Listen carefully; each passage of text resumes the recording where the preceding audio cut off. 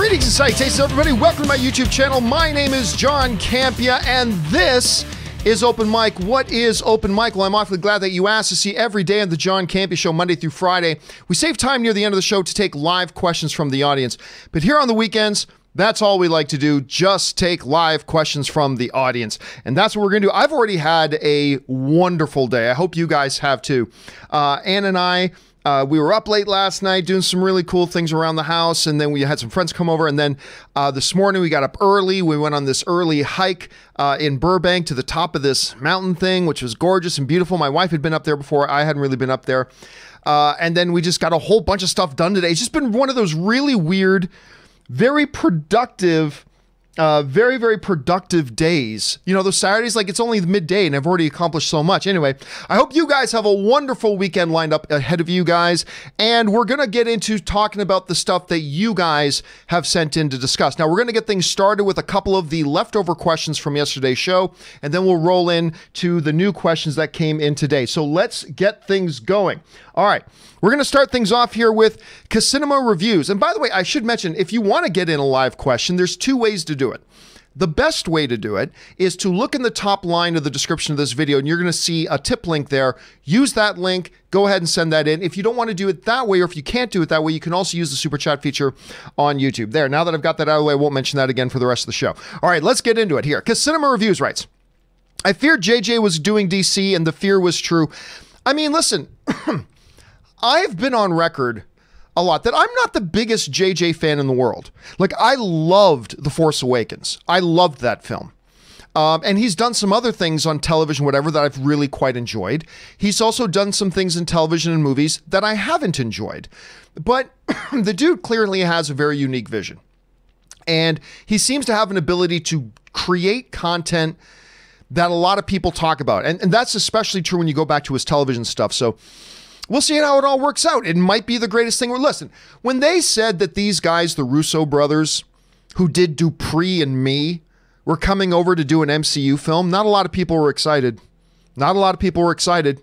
Look how that turned out. So I'm just saying, let's see what happens once he gets there and is in a little bit of a different environment. All right, AV Cali writes, what are the chances you think that in Ant-Man 3 they will explore that miniature city they teased in Ant-Man 2? Do you think that may start a new saga? I don't think so. I mean, listen, one of the things that I always say here, especially when it comes to comic book movies, is that anything is possible. They could do anything, and that absolutely could be a way that they go. But it would seem to me that, remember, we're now 5 years removed from Ant-Man 2.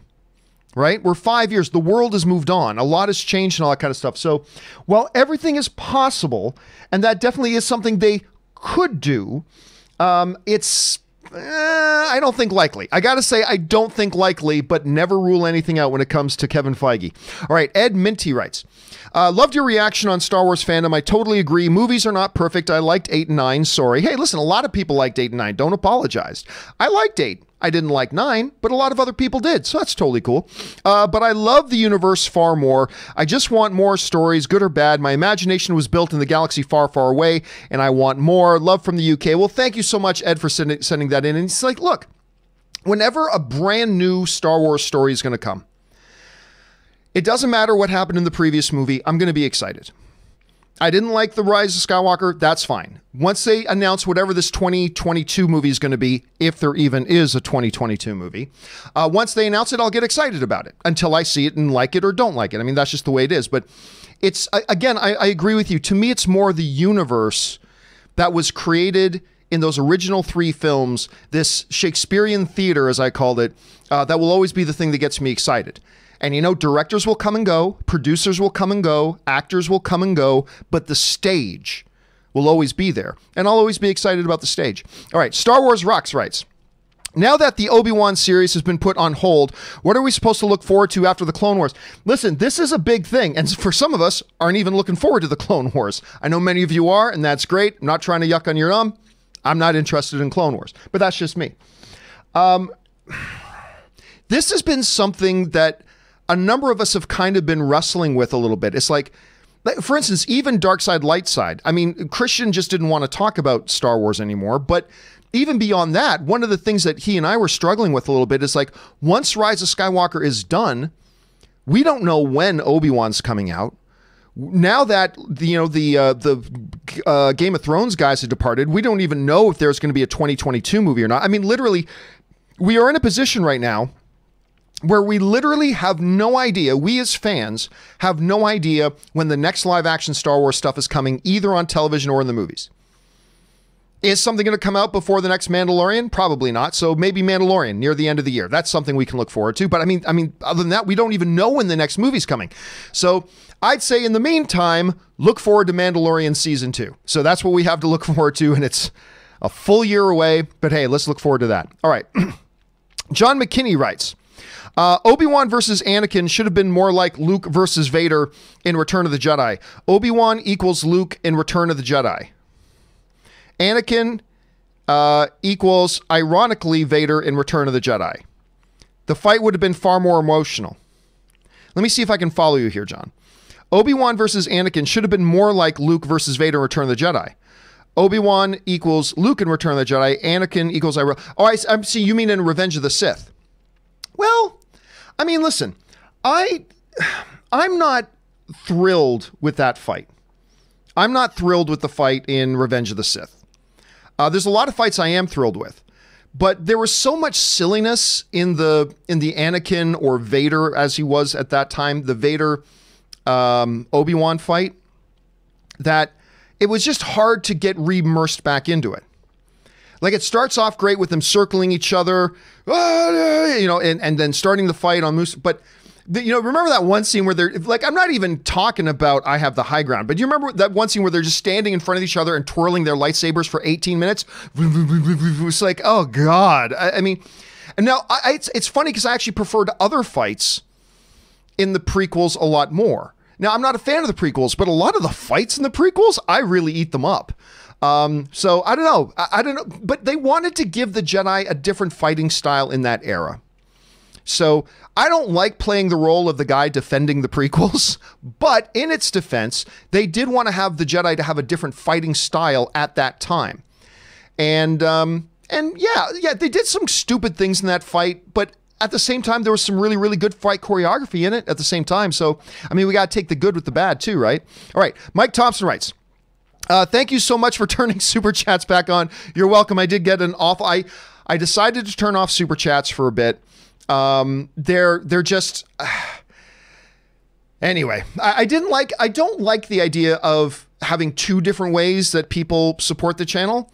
And again, Super Chats, YouTube keeps 1/3 of it. So I decided to turn off Super Chats, but I had a lot of you guys respond and saying it was just either you weren't able to use the tip link or it was just a lot more convenient for you or whatever. And so I listened and I turned it back on. And by the way, don't thank me for turning back on the Super Chats. Thank you for wanting to support the channel and wanting Super Chats. So don't thank me. Please allow me to thank you, my friend. All right. Mike Thompson also writes, I saw this on a report. I saw this report the other day about Daredevil coming back for season 4. Got so excited. I saw the source. We got this covered. Never had a mood been deflated so fast. Yeah. I mean, look, I am not saying, and I want to be very, very careful about this. I'm not saying that We Got This Covered is not a good website. They got some really fun things on there, actually.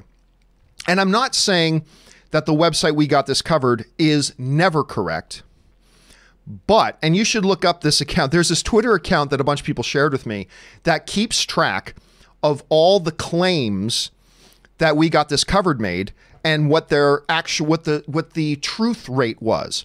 And it turned out that like less than 10% of it ever actually ends up being true. And it's like really, really revealing. And that's why when I tell people, if you want to write in to the show about a story or whatever, just please make sure it's not a story that it broke on We Got This Covered, because it's a the statistics have worked out that 9 times out of 10, it's not true. So therefore not really talking about. But again, I'm not saying they don't have other great stuff and fun and engaging stuff. And I'm certainly not saying they are never right, but I mean, they're just right so rarely that, or at least their scoops turn out to be true so rarely that it's just not worth kind of talking about. So I feel your pain, Mike. I feel your pain. All right, next up. Ed Minty writes, Love Ewan as Kenobi and won't say no to him playing him again, but why? Who wants a series about a hermit hiding in the desert trying to ensure nobody ever finds out about him and who he is protecting? Obi-Wan would never abandon Luke. Well, listen, Ed, for a long time, I felt the same way. I got to admit, I felt the same way about that for a long, long time. I didn't want anything more prequel related. Move the damn story forward. That said, although I held that same position for a very, very long time, it was back in the days when I was still doing Jedi Council. My co-hosts on Jedi Council and the viewers eventually over time started to propose to me so many different ways that an Obi-Wan series could be really good that y'all actually won me over. Y'all won me over.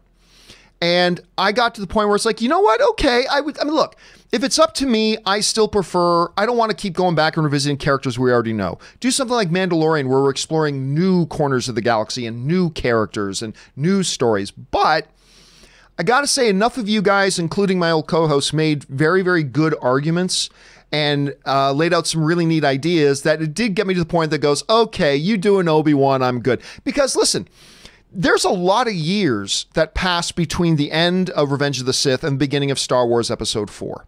All right, there's a lot of years there. And look, one of the big things that people said to me was like, listen, what if in order to keep Luke a secret required Obi-Wan to go off-world for a while to get involved in something? Because if he didn't, then if dominoes started to fall at something else going on somewhere else, it could lead to the discovery of Luke on the world. I mean, just there opens up a lot of possibilities. Or what if it stays on Tatooine? And Obi-Wan has to get mixed up. Like, what if there are gangsters and death squads trying to encroach on Uncle Owen's territory and blah, blah. I mean, there's just a lot of different possibilities. So while I empathize with you, Ed, because trust me, I was in the exact same shoes that you're in right now, I just think over time I started to realize there could be some really good stories there. That is a big period of time. And you do have one of the last heroes of the galaxy living there. And maybe there's some cool things you could do there. So I got one over. Maybe you will too. Maybe not. So we'll have to wait and see. All right. Thanks for sending that in, man. All right. AR writes, Jon Favreau and Dave Filoni should be given the keys to the castle. Oh, hell no. Give creative direction of movies to Favreau with Taika as the head director. Well, that's not how they work. I mean, Kevin Feige doesn't run Marvel and have a head director. I mean, he gets different directors for different projects. Taika as director and creative direction of TV to Filoni with Deborah Chow as the head director. Here's what we as film fans do. And believe me, I have been as guilty of this as anybody. All right. So this is a little bit of the pot calling the kettle black, because I've been here too. I've done this as well. But one of the things that we as film fans do, as soon as somebody does one thing they like, that's it. They should be doing everything. Jon Favreau, I don't want him running the movie. He's not a studio executive. He is a creative force. I want Jon Favreau creating. I don't want him in an executive suite somewhere. I don't want him in a boardroom. I don't want him sitting in some ivory tower. I want Jon Favreau in the room, writing scripts, on set, directing things. That's where I want Jon Favreau. He has no experience as a studio executive, although it wouldn't be, I'm not saying it would be the worst idea in the world. Not at all. I think Favreau's got an incredible pedigree. I think he's great. I'm a huge fan of Jon Favreau. But just because he's written something like, remember, it wasn't long before Mandalorian that everybody was hating on Favreau because they hated his Lion King. I loved his Lion King personally, but everybody was hating on his Lion King. Oh, then Mandalorian comes out. Oh, now we're all pro Jon Favreau again. I mean, so I love Favreau, but I don't want him in a boardroom somewhere. I want him directing movies. That's where I want him personally. Dave Filoni, here's the thing. I don't know how you give Dave Filoni. Dave Filoni has never done anything live action before Mandalorian. He has no idea how to do something live action. And I've said for a long time, Dave Filoni could be a guy. For those of you who've watched me, you know I have said this forever. So you can basically say this right along with me because you've heard me say it 1,000 times. Dave Filoni could eventually be the guy, but Lucasfilm needs to give him a whole bunch of live action stuff to cut his teeth on just to see if he can do live action at all and to get him at least somewhat familiar with what it is to actually tell a story when it's not being generated on a computer and you actually do it in live action. I've been saying that for years. So, you guys remember, before Mandalorian started, I'm like, brilliant. You got Dave Filoni getting his feet wet under the tutelage of John Favreau. John Favreau's there to keep an eye on everything, who has done a ton of live action, and you're going to have Filoni direct 1 or 2 episodes live action. This is the perfect way for him to cut his teeth. Remember? I said that multiple times. The problem is, his episodes were almost universally agreed upon were the worst episodes of Mandalorian. So I'm in a position of Dave Filoni's not an executive. The only things live action he has ever done is he wrote 1 episode of Mandalorian and directed that 1 episode, and that was the worst episode of the season. In my opinion, you may have a different opinion. It's all subjective, but since you're asking me the question, I'll give my answer. And then his other episode, I felt was the second weakest episode. Although I didn't mind his other episode. I didn't dislike his other episode, but I still thought it was probably the second weakest of the series. But his one where he went to Tatooine that he wrote and directed, that was the worst episode of the season, in my opinion. So I'm still kind of in the same place that I was before, which is Dave Filoni needs a lot more work before anybody starts talking about giving him the keys to the head offices. I think he has a long way to go. Could he get there? Yes. Can he eventually be that guy? Yes. But as a fan, I need to see a hell of a lot more. I think you need to see a hell of a lot more out of him. And I think he needs a lot more boots on the ground experience before you put him in charge of people like Deborah Chow. Because to me right now, in my opinion, Dave Filoni can't hold a candle to Deborah Chow. But then again, not a lot of people can hold a candle to Deborah Chow, so take that for what it's worth. But I don't know. We'll have to wait and see. I just think we need more from him. I think he needs more time. I think he needs more experience.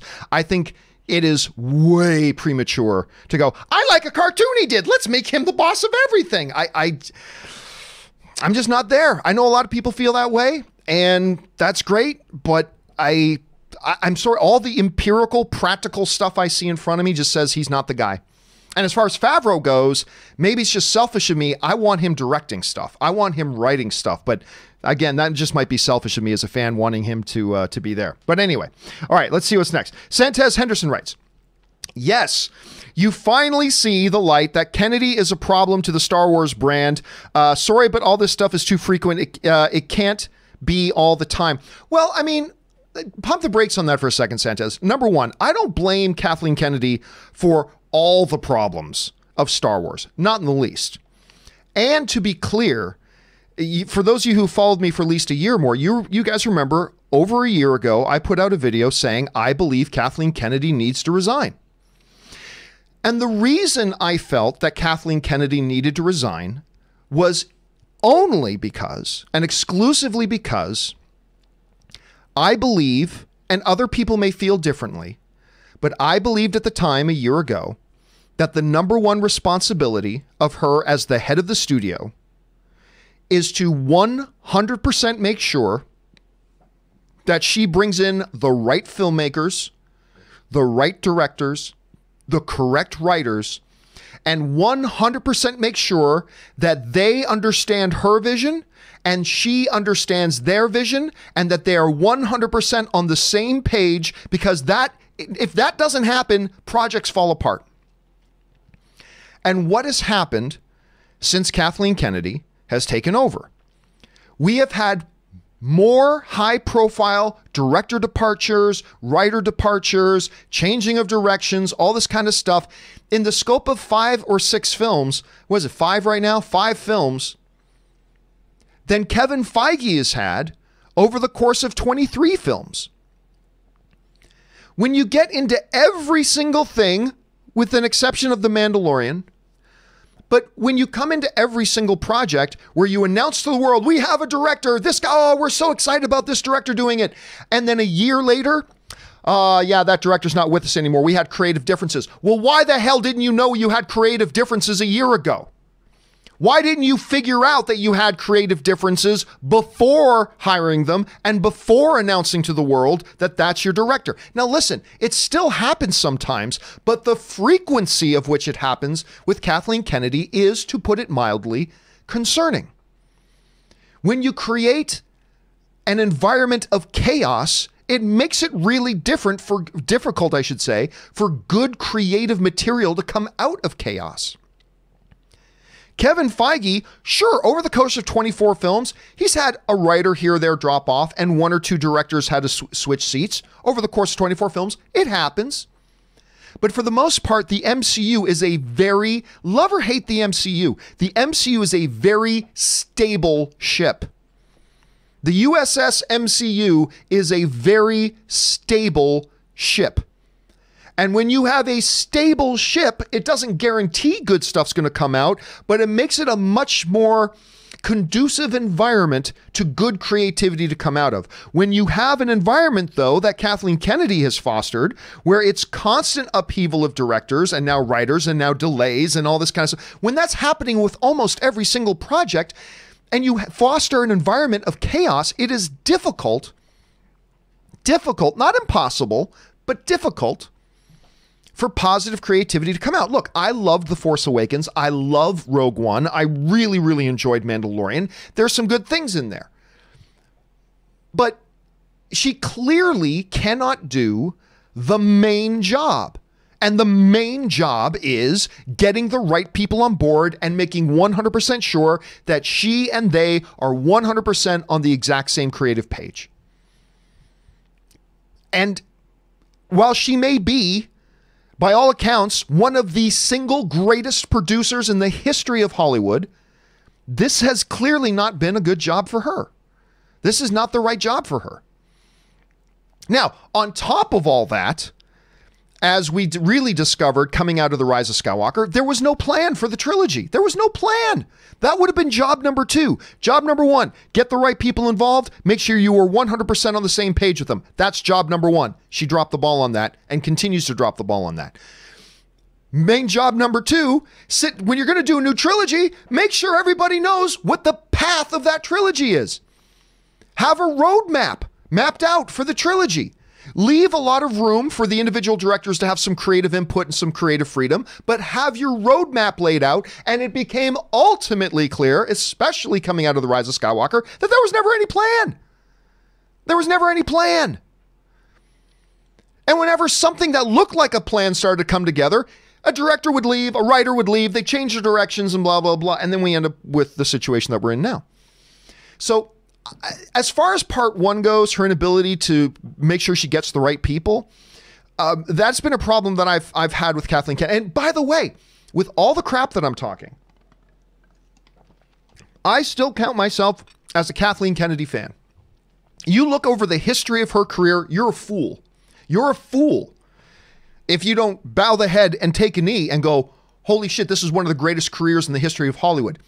And Steven Spielberg, the greatest filmmaker of all time, calls her the single most gifted producer Hollywood that he's ever worked with. And I'll take Steven Spielberg's opinion over mine and over yours. You cannot help but look at her resume and hear the accolades that these icons of film heap on her and not understand that she's great at what she's specifically gifted at doing, which is being one of the world's greatest producers, but being a studio head, she is. And listen, it's hard for me to say all that because I was one of her biggest cheerleaders when she got the job. You look at her resume, you look at her record, you look at who put her in the job. George Lucas handpicked her himself, all that kind of stuff. I was like, waving the Kathleen Kennedy flag, all that kind of stuff. But here we are years later, and we got a bit of a mess.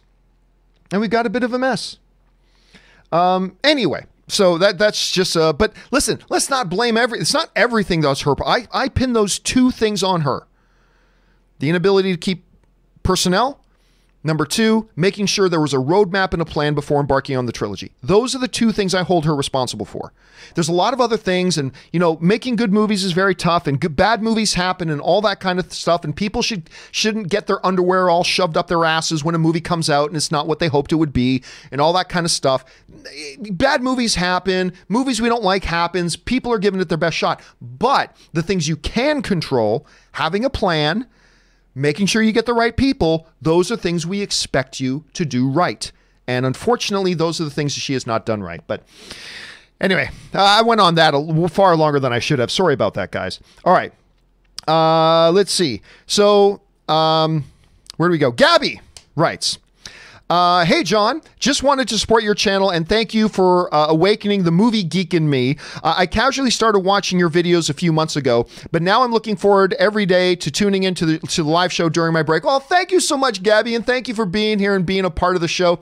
And it is our greatest honor every day to get on and talk about our favorite things, movies, television, all that kind of stuff, share our thoughts, our opinions, hear from yours and all that kind of stuff. It's always good. So thank you for being here, man. And thank you for supporting the show at the same time, man. We appreciate that.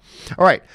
Ed Minty writes, with all the amazing work you do, also everyone involved in your show, how do you find time to watch all the new movies and TV? How do you prioritize what to watch? All right. So thanks for bringing that up.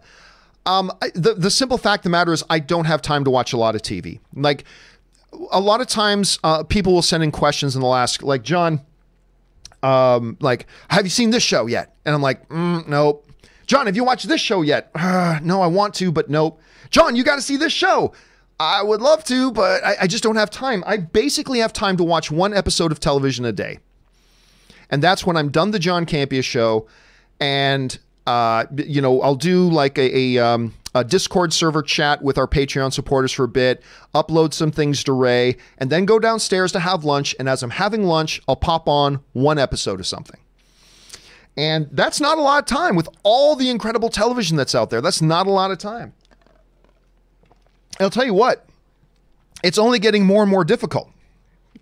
It's only getting more and more difficult because I'm trying to do this movie now. You know what? I shouldn't do this. I shouldn't do this at all. Let me see if I can. I don't know if I can drop this in here or not. Ooh, maybe I can. I'm going to show you a frame of my movie. Ready? 1 frame of my documentary. Here we go. 1 frame. Hopefully it doesn't start playing. If it starts playing, I might have to turn it off. 1 frame. And so they get to feel that freak out experience. There he is. Greg Alba. Tyrone Mac. That's all I'm going to show. That's all I'm going to show. But yes, Greg Alba was kind enough to, you'll find out why is Greg Alba in my documentary? Well, there's a very specific reason why he's in my documentary. He's got a point of view on something that I wanted him to share. So I will let you guys see more of that another time. But while I'm trying to shoot this movie, this little documentary of mine that could end up being a giant bag of shit, but hey, it's going to be my bag of shit. And I'm really excited about doing it. It's become even more difficult. It's become even more difficult because normally it's not a problem for me to just keep up with the movies, and I try as best I can to keep up with the TV. The last 3 or 4 weeks, it's been challenging because there are, like, for instance, I still haven't seen The Turning. 2 movies opened up this weekend, The Gentleman and that new Mackenzie Davis horror movie with Finn Wolfhard. I haven't had a chance. I haven't seen it yet. I'm falling behind. So I got to figure out a way to do that. But prioritizing is always movies first. Movies is always my top priority. If there's a movie out and I've got time in that evening, I don't watch television, I go to the movies. So that's kind of how I prioritize things right now. Thank you for asking, Ed. All right, next up. Mike writes, in Blade Runner universe was Soldier movie with Kurt Russell. Next Blade Runner should be about Replicant Rebellion, closing trilogy, and Denis Villeneuve should do it. The Netflix should take on and made series like Altered Carbon, Greetings from Poland. I don't, that's not true. I do not believe Soldier, I mean, unless I'm missing something, and it's very possible that maybe I'm missing something.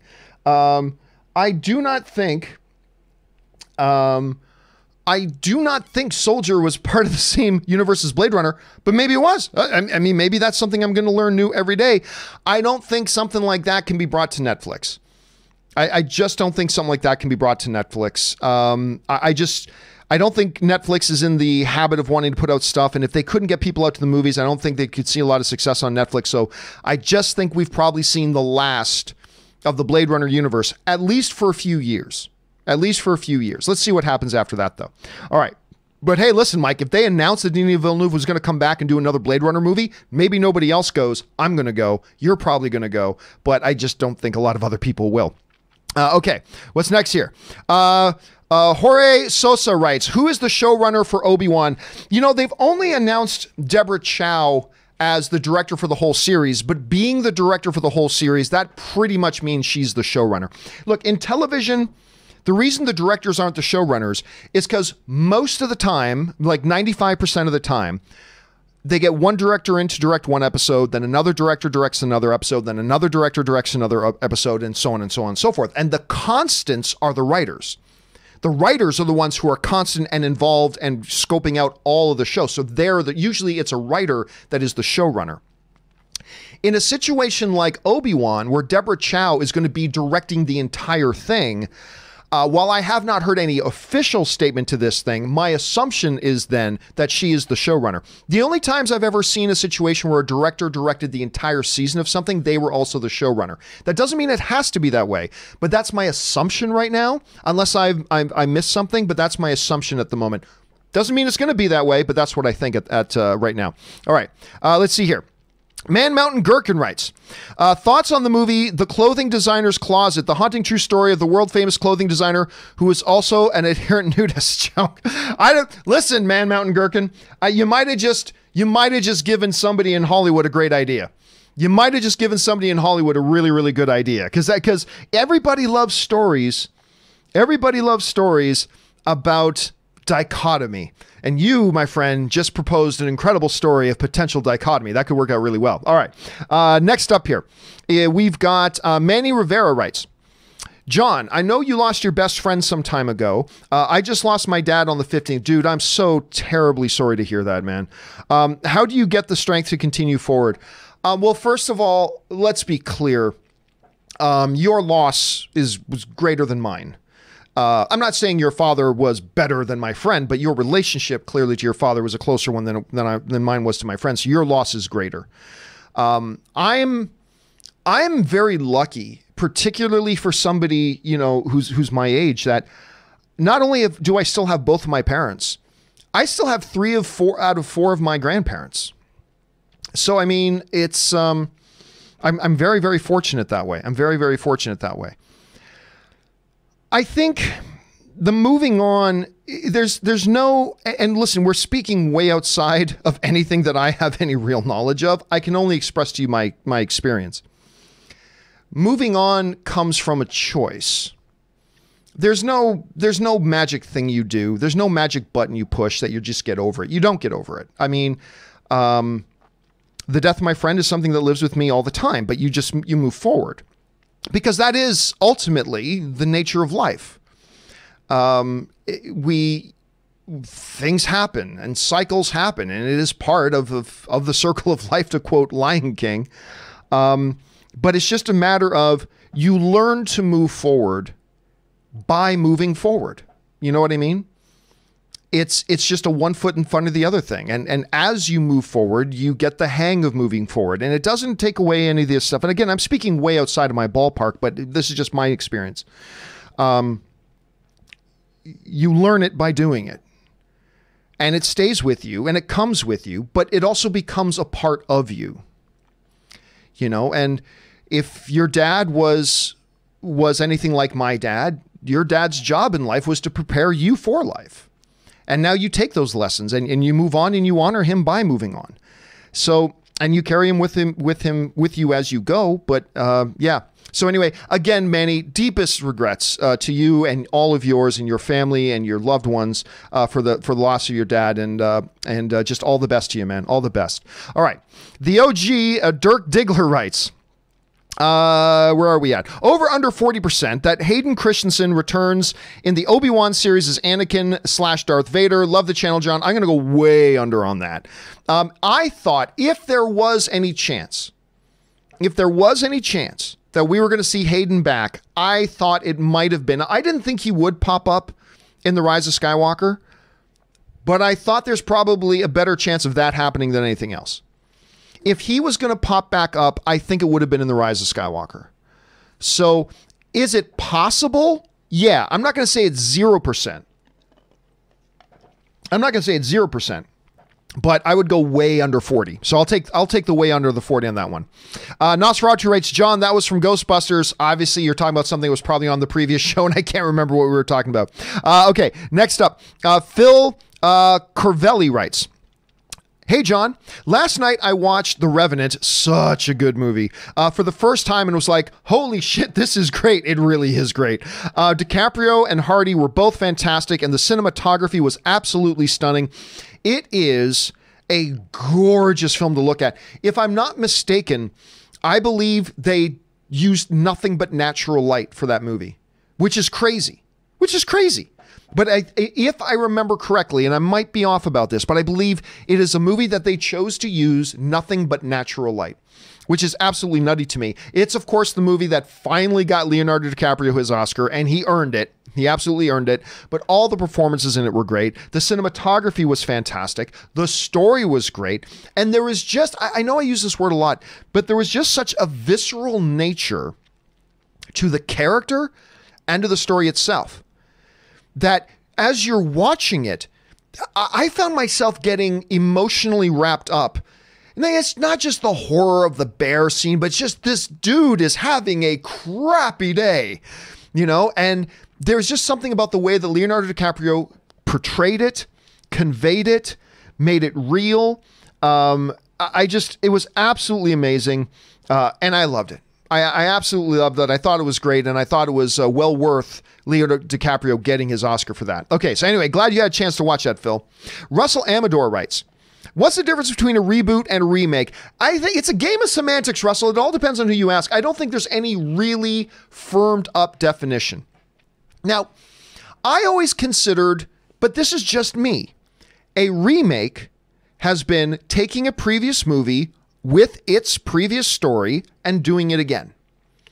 So what would be a good example of a remake of that? Okay, so a good example would be Infernal Affairs was remade as The Departed, right? Same story, same characters, just done again, right? To me, that's a remake. A reboot is when you have fundamental differences in the existing property. For example, Sam Raimi's Spider-Man with Tobey Maguire, right? When they did Spider-Man again for The Amazing Spider-Man with Andrew Garfield, they were doing Spider-Man again, but it was a very different story. It's still Spider-Man, Peter Parker, bit by a spider, blah, blah, blah. But after that, it was a totally different story. So I look at that as a reboot. Start it up again. Start it up again and see where it goes. Remake, take that movie and just do that movie again. Reboot, take that character and scenario and do a new story with that character and scenario with a different actor and filmmakers. So that's how I've kind of made differentiated them, although other people would look at it differently. And I'm not saying my definition is the correct one. I'm just saying that's kind of the operating definition I've had in my head for it. All right, Chelsea Mack writes, hey, John, Angelina Jolie would be a perfect director for Captain Marvel 2. No, there's no such thing as the perfect director for one thing. Could she be a good director? Yeah, she could be a good one, but not the perfect one. Anyway, she's an Oscar-winning actress. That has nothing to do with directing, though. Acclaimed filmmaker. She has done a very good job directing, actually, in general, and definitely knows her way around an action movie. Not to mention she's in-house and already in the MCU family. That really doesn't have anything to do with anything, but it would be convenient. Listen, I don't get into the whole X actor playing X role or X director directing X movie. I really don't care. All I care about is it a good actor or is it a good, talented director? Angelina Jolie has shown that she knows her way around behind the camera. She's a good director. I don't see anything in here, though, anything on her resume that says she is created in her DNA to be the director for Captain Marvel 2. I don't see that. But if they were to announce her tomorrow as the director of Captain Marvel 2, I'm all for it. She's a talented director. She's done some really good stuff. Now, There are also dozens of other people who have done some really good stuff that if they announced them as their director, I would also be enthusiastic. But yeah, definitely Angelina Jolie would be one of those names. I don't know that I can think of anybody who'd be the perfect director for Captain Marvel 2. But there certainly are a number of directors, one of which would be Angelina Jolie, that it would certainly pique my interest if she got announced to do it, because she, as you point out, she's really talented at it. All right, Ryan Lohner writes, if anyone was worried how well these new writers get Picard, millions of lives are at stake. Romulan lives. No, lives. So many chills. Dude, listen. Everybody's going to have a different opinion. You know, a show like Picard comes out, everybody's going to watch it and they're going to have their own thoughts on it. But my thoughts are exactly in line with yours. This felt like whoever is writing this Picard series, they get Jean-Luc Picard. That's how I felt. Other people may feel differently, and that's fine. But if you're going to make this show work, you got to make sure you get the character. You got to make sure you get the character. Because if you don't get Jean-Luc Picard, none of the rest of the show matters and none of the rest of the show works.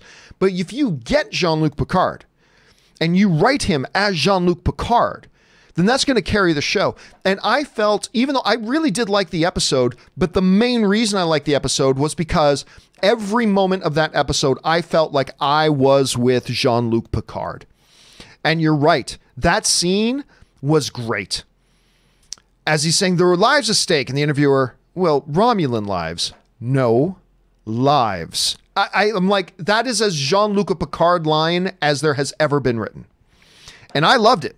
So I'm totally with you on that, Ryan. I thought that was fantastic. And listen, I'm not saying it's the greatest season premiere we've seen all year or anything like that, but I thought it was quite good. And I'm looking forward to seeing what the next episode does. All right, Dirk, let's see here. Van Toolwinker writes, where'd we go? There he is. Rumor. Avengers Secret War starring Patrick Stewart, you can just ignore that right now. Starring Patrick Stewart, Hugh Jackman, Robert Downey Jr., and the rest of the Avengers for a one-off event film set in an alternate dimension battle world. Heroes are pulled from different realities, so no issues using dead heroes' thoughts. I can tell you right now, Dirk, just ignore that. That's not going to happen. Now, listen, that sounds like a really fun 15-minute, 12-minute YouTube video. That sounds like a really cool 12 to 15 minute YouTube video. But no, I would not believe that rumor for a moment. Not for a moment would I put any stock in that whatsoever. So you can probably just safely look. We live in a world, particularly in a world of comic book movies, where you never say never. But this would, to me, sounds something that would be as close to never as you can possibly get. Again, I'm not going to say never, because stranger things have happened. We've seen it. Stranger things have happened. So I'm not going to put $100 on that. Nope. But I would be shocked. And I think most of us would be shocked. So I think that's, I don't know where you heard that rumor from, brother, but I think that's one you could probably put away and not worry about whatsoever. By the way, Dirk, thank you so much for supporting the channel on that level. And again, to me, it sounds like a fun little YouTube video. It does not sound like something you can build a movie around. And I don't see any believability in that. But again, stranger things. All right. Jeff Nutston writes, Friday's show with Aaron was awesome. Aaron was on fire, by the way, that day. I love Aaron. Anyway, the dryer story with Ann saying, get your fucking clothes out of the dryer. True story, by the way. Made me spit my drink all over my keyboard, monitor, and desk. I was dying. Oh my God, that was funny. True story. I mean, it was true. That's what happened. And today, I'm going to tell you, when I was getting out of the shower 30 minutes before this show started, I ran to the dryer to pull my underwear and socks out. Because yes, that's where my laundry has been ever since I did my laundry 4 days ago. Yes, it's still in the dryer. Because I apparently don't know how to take care of myself. But I got to get, you know what? My wife is out today at a photo shoot. Because my wife, who is the center of my world, not only is she brilliant, not only has she just finished her second postgraduate degree, she now has 2 master's degrees. Not only is she climbing the corporate ladder at Hasbro and an amazingly cool, smart, funny, gorgeous, and beautiful, she also, on top of all that, is the dungeon master of our Dungeons and Dragons group. And she's a cosplayer. And by the way, if you have not seen it, let me do a little shameless plug here. Let's see. What's her? Is Ann Cosplay? I think it's Ann Cosplays. Is her? There it is. I'm gonna do a shameless plug for my wife's Instagram account, but she's got this Instagram account called Ann Cosplays that you can go to and look at. And she's off today at a photo shoot. She's off doing a photo shoot today. And what is she doing today? I think she's doing Zatanna today.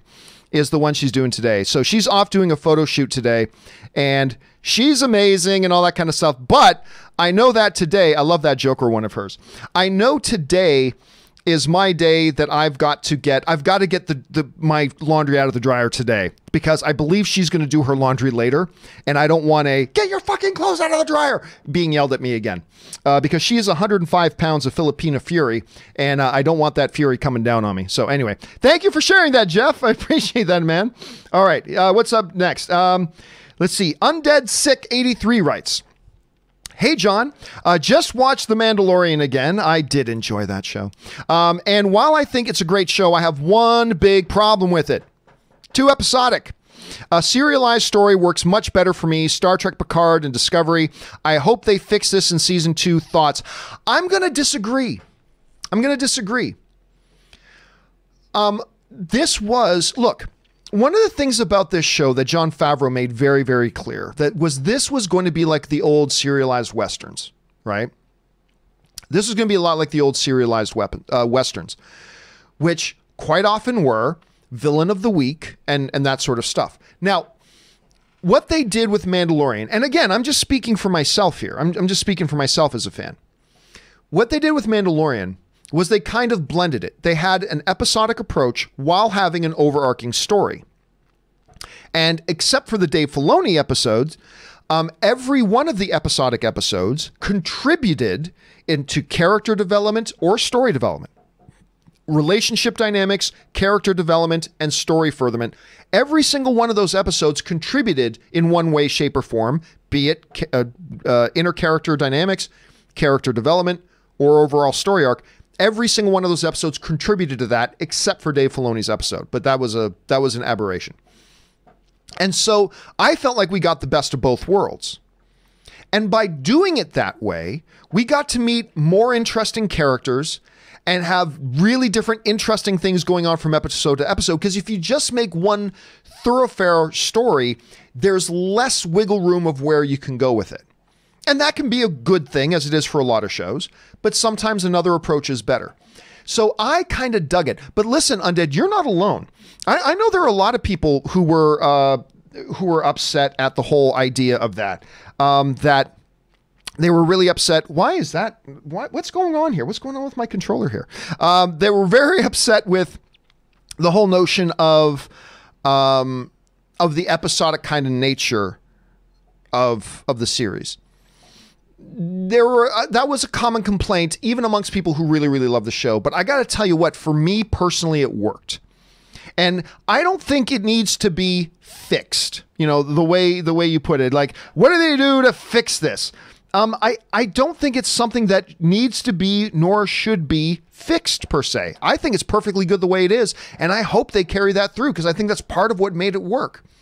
But you never know. Who knows? Maybe they'll take a totally different approach. And maybe from show to show, they'll take different approaches. Like maybe whenever they get around to this Obi-Wan series, if it actually happens, maybe they'll do it a different way. But for me, and again, I'm only speaking for myself, for me, I kind of like the way it played out. Okay, thanks for sending that in, man. All right, Superman Steve writes, "Hey, John, does Ann know that Tom Hanks was on the Graham Norton show last night promoting A Beautiful Day in the Neighborhood?" Well, since we're not in the UK, I don't believe we get the Graham Norton show. And we've already seen Beautiful Day in the Neighborhood. I'm assuming it hasn't opened in the UK yet, and that's why he's promoting it. So, no, we did not know. For those of you wondering, the reason Superman Steve is probably bringing that up is because Tom Hanks is my wife's favorite human being in the world. Not me. Heavens no, not me. But Tom Hanks to her is the #1 human being in the world. And it's hard to disagree with her, as a matter of fact. It's hard to disagree. All right. James L.H. writes, "Hey, John, first tip of 2020. Well, thank you so much, James. Last year signed up to be notified of the UK release of Disney Plus. New Year's, received an email. Your countdown to Disney Plus starts here. It's now a week earlier than originally advertised. It's $5.99 a month or $59.99 a year. My choice. Can't wait. And it's always nice when they give you the option to buy a full year in advance and save some money. I almost always do that. If I have the option to get a year, like pay for a full year on, so even when at my gym, if I have the chance to pay for the year up front, I just do. Because two reasons. Number one, it normally actually saves you a little bit of money, and I'm so cheap, I'm all about trying to save money. So it actually saves you a little bit of money most of the time. But secondly, I cannot stand monthly expenses. I don't like monthly bills.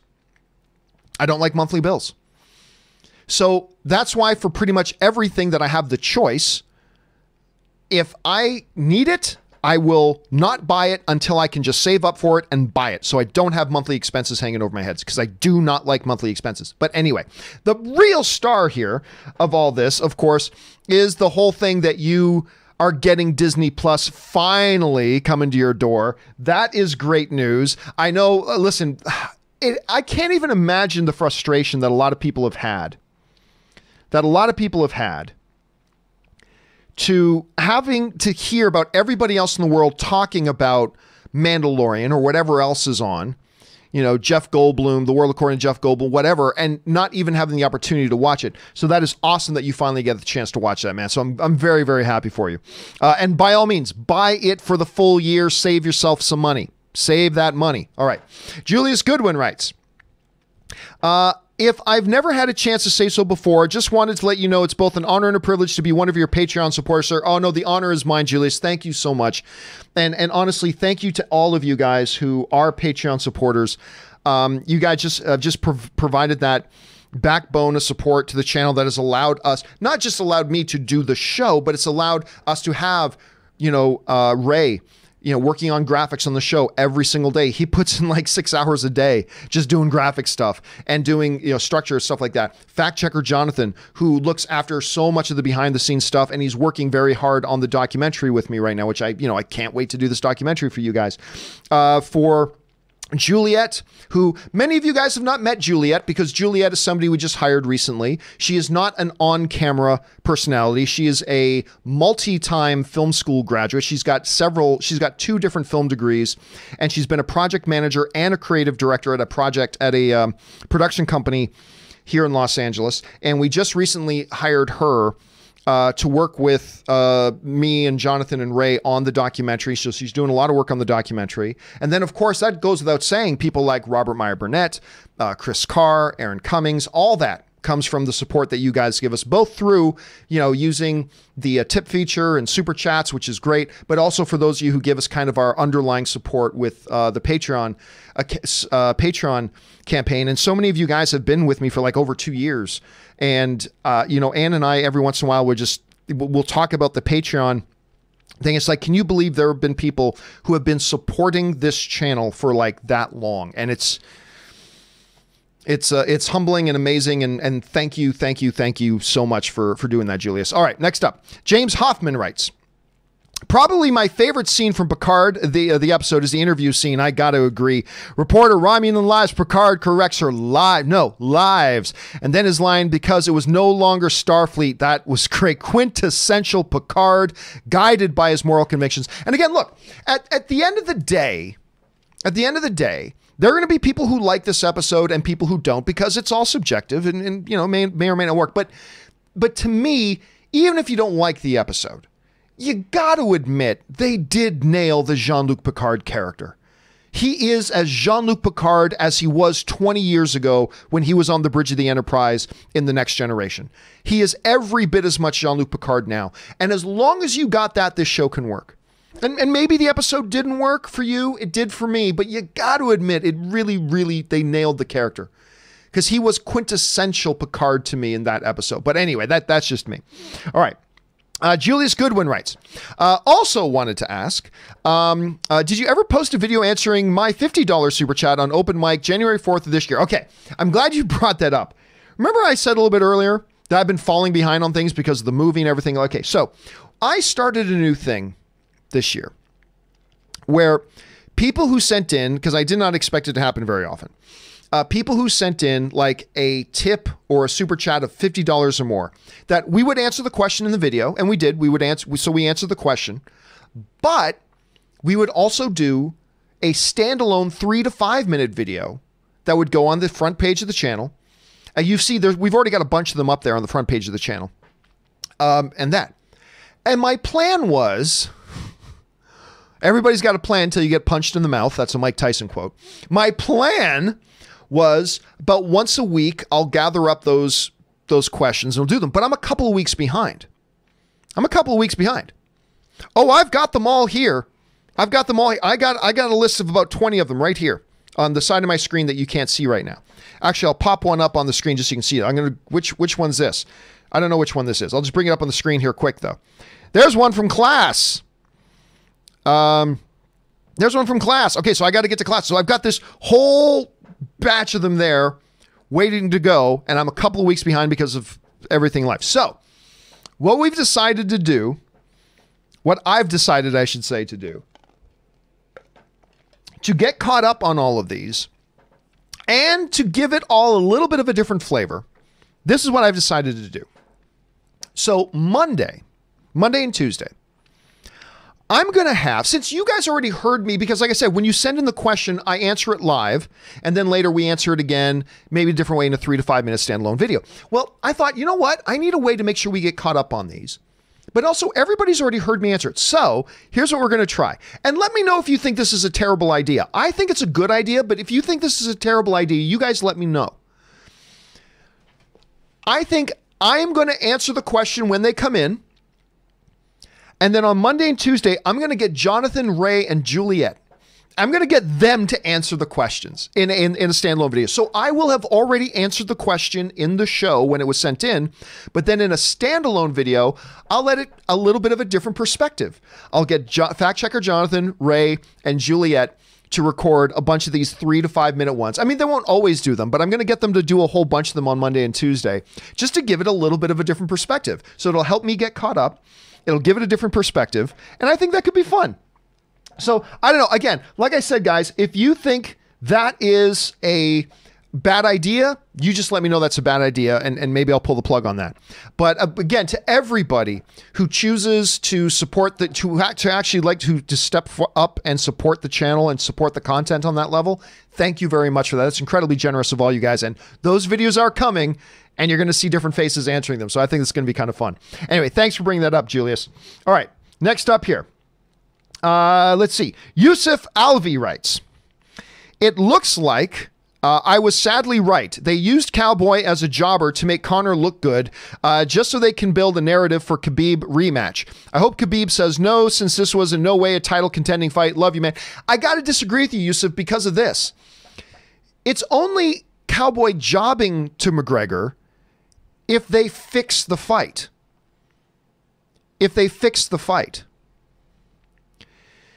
I said Conor would win that fight, right? I was cheering for Cowboy, but I said Conor McGregor's going to win this fight. But you're crazy if you don't think that Cowboy Cerrone isn't a talented enough fighter that he couldn't have landed, you know, as they say, shin to chin. If he couldn't have landed a big headshot, shin to chin, and drop that, and if he did, that would have dropped McGregor.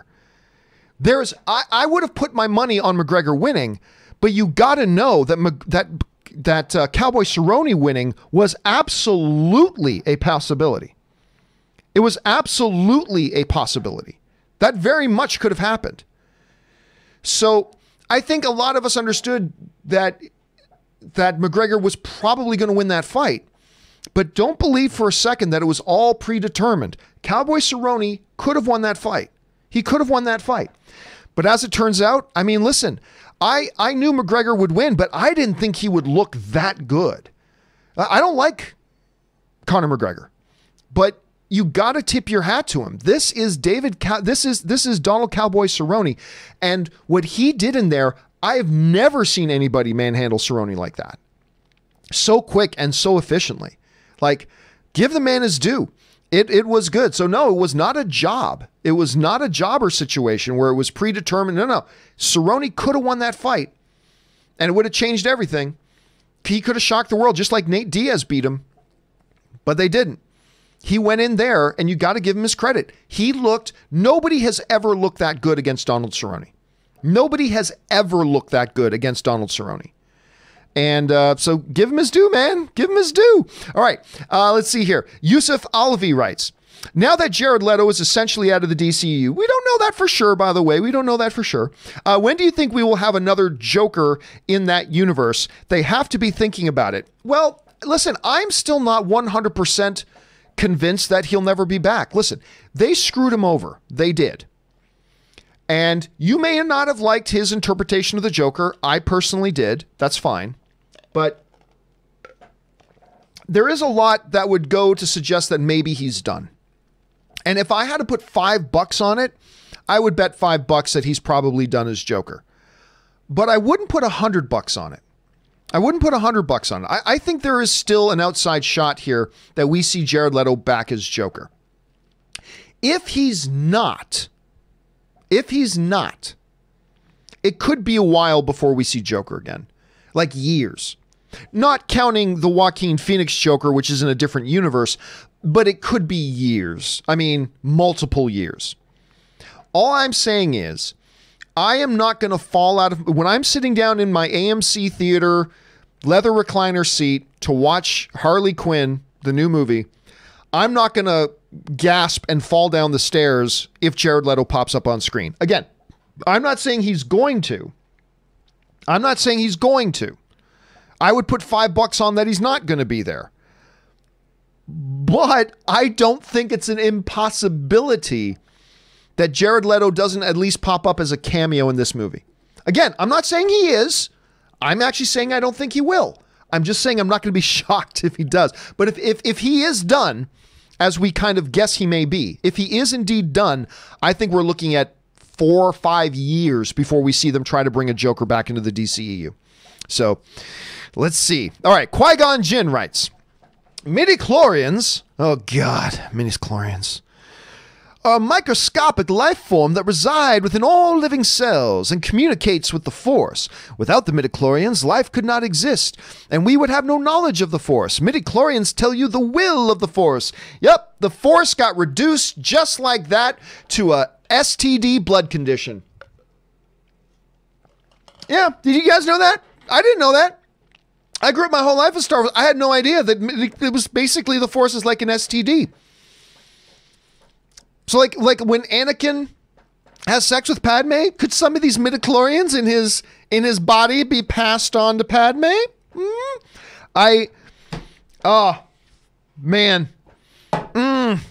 Midi fucking chlorians, ladies and gentlemen, midi fucking chlorians, the stupidest thing ever to be brought into Star Wars. And listen, as much crap as everybody gives the new movies, hell, at least they never mentioned the midi fucking chlorians. At least they never mentioned the midichlorians. So I don't care how much you dislike all the new Star Wars films, at least they never mentioned the midichlorians. Oh my goodness. Anyway, let's see here. Hawker Walks writes, thoughts on Don Bluth, very underrated in my opinion. Well, I mean, Don Bluth's animation and animation style is... I mean, look, whether you're looking at films like American Tail, Anastasia, my personal favorite from him was The Secret of NIMH.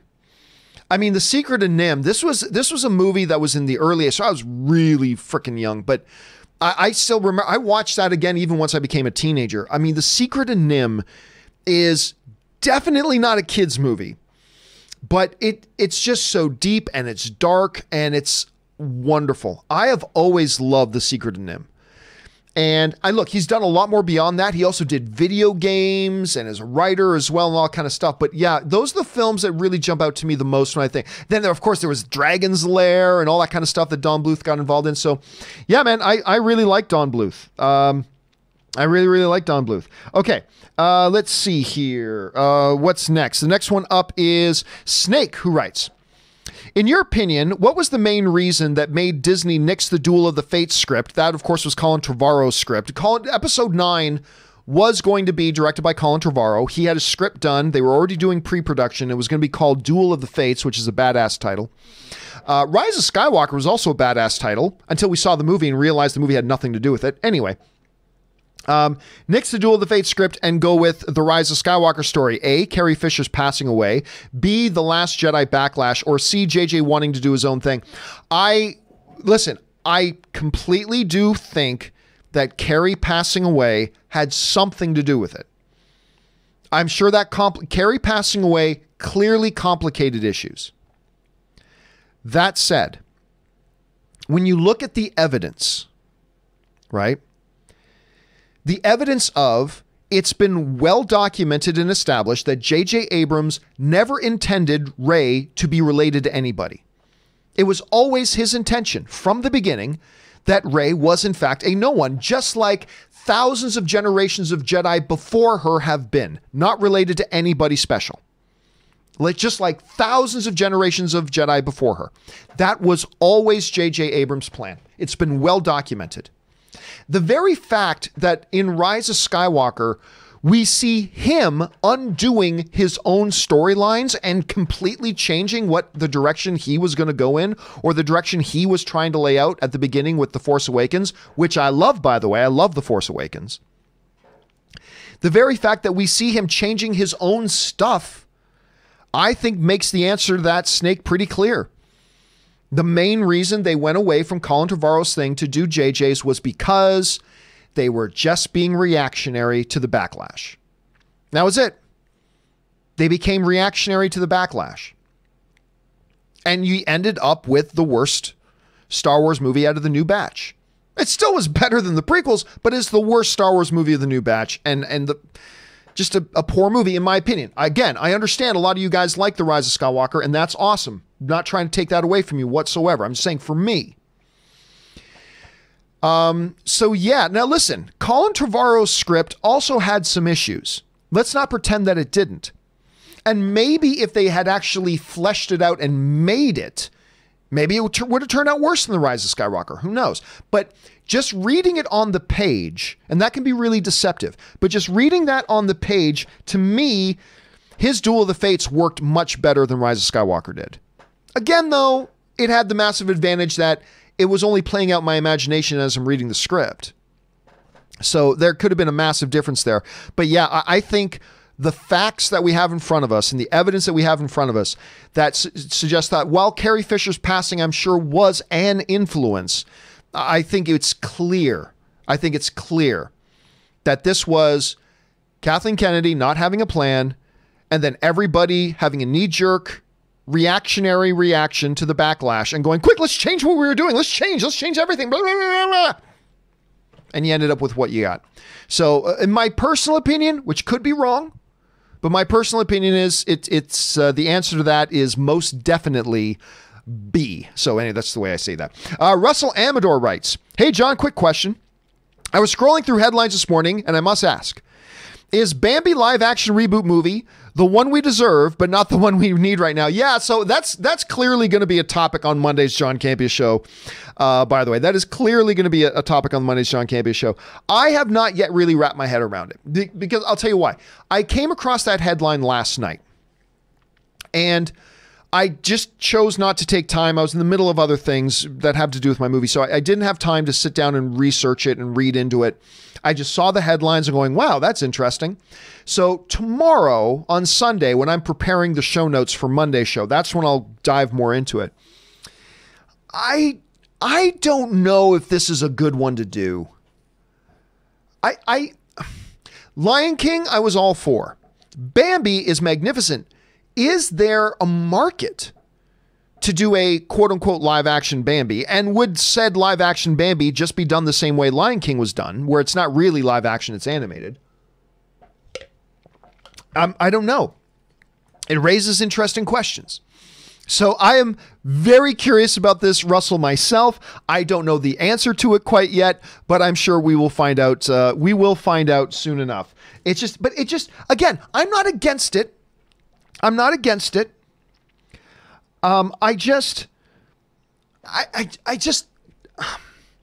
Is that really one that lends itself to the remake treatment. And because it's glorious in its original form, but that came out at a certain time in a certain context. And I don't know if it plays as well today. And maybe I'm dead wrong about that. And I would love to be surprised by it. It just seems like an odd choice, you know? Seems like an odd choice. All right. Josh Bing writes, I have to say, while I understand Stephen Amell's comments, I listened to the whole podcast. He did die twice in Crisis. Yes, he did. And the second death was the more emotionally resonant one to me. Grant Gustin and Katie Lotz were physically there for that one. Yeah, I mean, that was an interesting debate that me and Aaron had on the John Campea Show yesterday. Was, for those of you who missed it, star of Arrow, and really the guy who the entire Arrowverse rested on his shoulders, Stephen Amell, who I'm a big fan of Stephen Amell, and who of course played Arrow. He expressed a lot of frustration over the fact that during his initial death scene, that he couldn't have everybody in the room, which he thought would have given a better performance. And instead people had to be added in later or something like that. And you know, so he was frustrated with that. Here's why, Josh, I see where you're coming from, where the second one was more emotionally resonant. But the thing is, to me, the second time he died, he really died as Spectre, right? His first death was really his death as Oliver Queen. As the mortal man, Oliver Queen, dying by saving a world or saving millions of people and fighting to his death. That to me was really his death scene. The second one that came later was really more the death of Spectre, which of course was Oliver, but he was a different character. He was a little bit of Oliver, a little bit of something else. And so I kind of interpreted it as that first death scene was truly the death scene of Oliver Queen. And I don't know, maybe that's a romantic way of looking at it or a misguided way of looking at it, possibly. But that's just kind of how I saw it. All right, let's see here. Why did I lose my thing? There it is. Okay, next one up. Shelly Belly writes, hey, John, I know you've been to Disneyland, but have you been to Disney World? Also, did you hear they announced a while ago that there will be a Disney Plus / National Geographic show about Disney's Animal Kingdom? I have not heard about that. That sounds interesting to me. You know, it's funny. I have never been to Disney World. I was supposed to go to Disney World a couple of years ago, Star Wars Celebration in Orlando. Of course, I was at Star Wars Celebration in Orlando. And there was a night when Disney invited a bunch of us to go to Disney World and do this big tour, do some fun things at Disney World. And I was exhausted. I mean, we were doing so much stuff at Star Wars Celebration Orlando that I was quite frankly just looking forward to an evening. Like while everybody else went on that, I went back, me and a bunch of people got an Airbnb in Orlando, beautiful house. It's crazy how much cheaper Airbnb is in Orlando than it is in LA. Anyway, we got this beautiful house on Airbnb, and I just decided that night I was just going back to the house and relaxing. So I have not, but it's funny you bring it up because Anne's birthday is in April. And Anne and I were just talking about flying to Orlando for WrestleMania for her birthday and then going to Disney World. Like maybe getting a hotel at Disney World, go to WrestleMania and go, you know, see Disney World for the first time. Because I've never been, Anne's been there, I have not. So I'm thinking that's what we're going to do in April. I think that's what we're going to do just for her birthday, to celebrate her birthday. So isn't it, first of all, I'm always gushing about how lucky I am. Wrap your head around this, guys. My wife, for her birthday, what does she want? She wants to go to WrestleMania. That's what my wife wants to do. It's not me wanting to do it, and I'm dragging my wife along. For her birthday, my wife wants us to go to WrestleMania. Yeah. Yeah. You told me that 20 years ago, that 20 years from now, you're going to be married to the girl that for her birthday wants to go to WrestleMania. I'd say you're lying to me. Pinch me. But yeah, that's probably what we're going to end up doing. All right, guys. Hey, listen. We are now about an hour and 15 minutes into the show. We still have a bunch more questions to go, but if you guys will indulge me, I'm going to take a short break, just a short break here. Indulge me. I'm going to rest the throat for a second, stretch the legs, go refill my drink. So if you guys will give me just a few minutes, I will be right back. Why don't you guys take this opportunity as well to run, use the bathroom, reply to that text that you've been meaning to reply to, do whatever. So hang tight, guys. I will be right back. Just give me 4 short minutes. We'll see you in just a minute.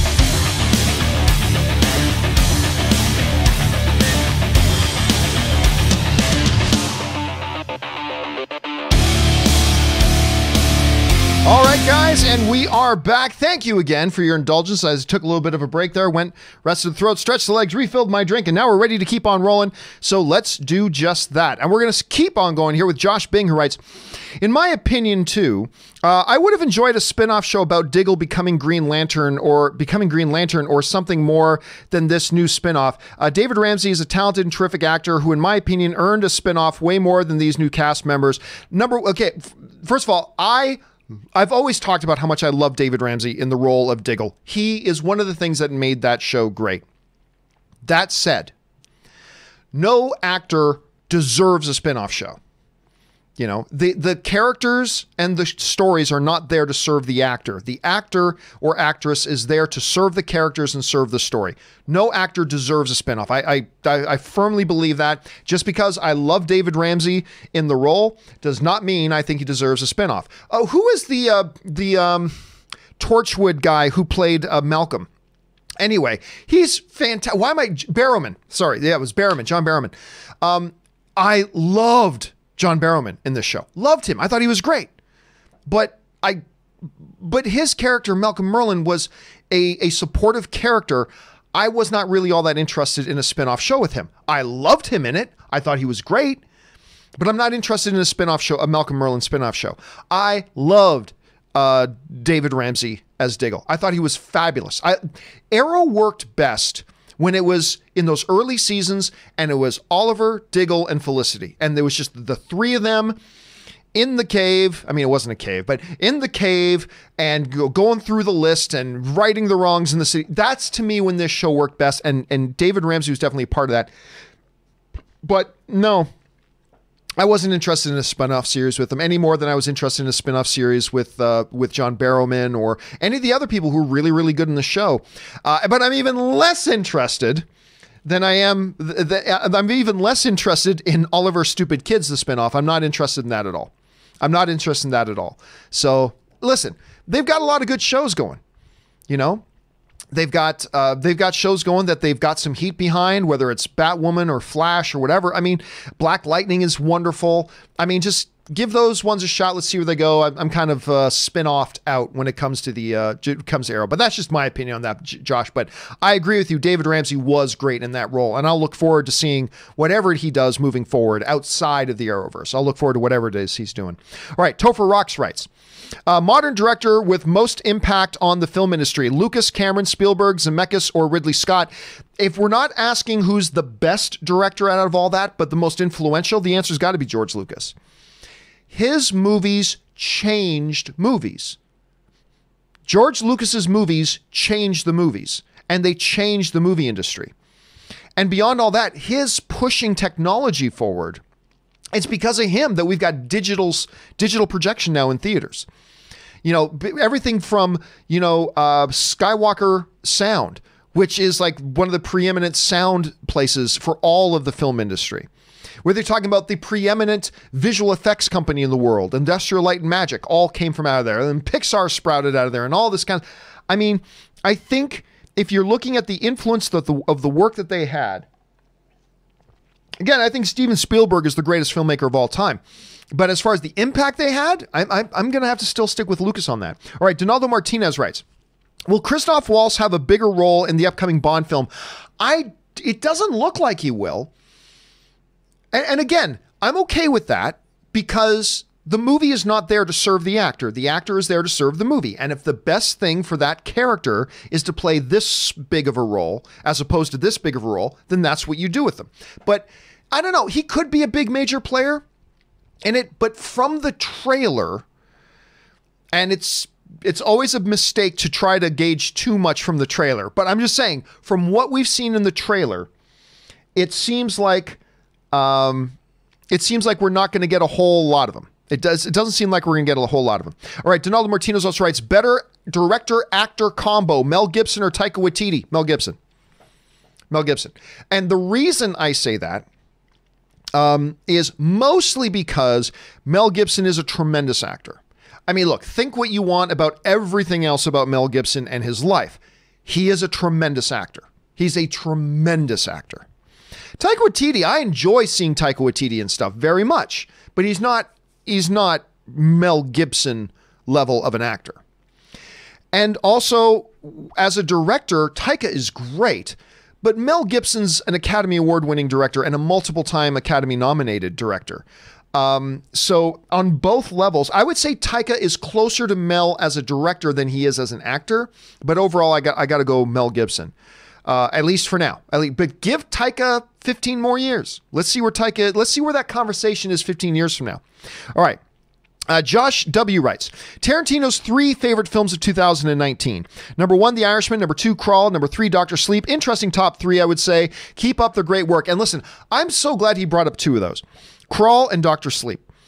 I understand. To a lot of people, that movie Crawl just looked dumb. Barry Pepper was in it. It just looked dumb. I get it. But to me, the trailer looked really fun. The movie is just a good time in the theater. If you have not seen it, you got to see it. Yes, the concept of it is kind of preposterous. Yes, but it's a fun movie to watch. And Dr. Sleep, I thought, was wonderful. I'll be honest with you. I'm not really clear why that movie didn't do better. Maybe it was a terrible title. Maybe the trailers weren't all that good. The movie is really solid. Ewan McGregor is wonderful in it. The kid is wonderful in it. A Mission Impossible girl, I don't know why I'm freezing on her name right now. She's wonderful in it. It's just a beautifully done, wonderfully done, engaging movie that I don't know why more people didn't see, but I thought they did a great job of it. So I like his list there. All right. Steve Joseph writes, does it really matter if you get nominated for an Oscar, but don't win an Oscar? People only remember the winners. Oh, it absolutely matters. It absolutely matters. Like when you have your peers and the industry, out of the 500, 600, 700 possibly eligible films that have come out in a calendar year, and your peers, your fellow directors, producers, writers, actors, whatever, of the industry come together and acknowledge that your film was one of the best of the year, so good that it gets nominated. We nominate it for Best Picture. Of course that matters. And that is, by the way, a title that always goes with you. You know, the motion picture nominated for Best Picture at the Academy Awards. Do a lot of casual fans just remember the winners? Yeah. But guess what? A lot of the hardcore fans, we remember the nominees too. We remember, oh yeah, that dude, he was nominated for Best Actor that year. That film was nominated for Best Film. This director was an Oscar-nominated director. It absolutely matters. When your peers, and again, this is one of the big things that separates the Academy from, say, something as useless as the Golden Globes. The Golden Globes is useless. It's like 60 or 70 people who just happen to be film journalists, who just happen to work for foreign publications, and they themselves happen to live in Los Angeles. That's the Hollywood Foreign Press. It's irrelevant. Who cares? The Academy, though, is 7,000 members of if you're in the film industry, of your peers, fellow cinematographers, fellow actors, fellow directors, fellow producers, fellow set designers, fellow publicists, just 7,000 people who have worked professionally in the industry in one form or the other. And for that, your peers, to acknowledge your work as an actor, as a writer, as a musician, as a cinematographer, as a director, as a producer for your film as a whole, for your peers to acknowledge you as you and your film represented the best out of all of us. Your film represented the best of us this year. One of the 7, 8, 9, or 10 films that we believe best represented the work that we all collectively do. You're damn right that means something. That absolutely means something. Because listen, I'll tell you what, we don't have anything as stupid as, like, say, online film pundit awards or anything. We don't have anything like that. But if we did, and if it was all made up of the people who are themselves film pundits, and I got a nomination, which I never would, but if I did, I would be incredibly honored because it comes from my peers, the people who also do what I do. That would be an incredible honor. Not that I would get it, but if I did, it would be an incredible honor. Even if I didn't win, it would be an incredible honor. And so, yeah, man, it absolutely means something. At least I believe it absolutely means something. All right. James LH writes, One of two. So far, it's been a great start to 2020. Cinema on the first Friday to the following Friday was JoJo. The shoe scene, I get it. Now you get it, right? When I'm always talking about the shoe scene in Jojo Rabbit. Then Sunday, The Gentleman. God, I love that movie.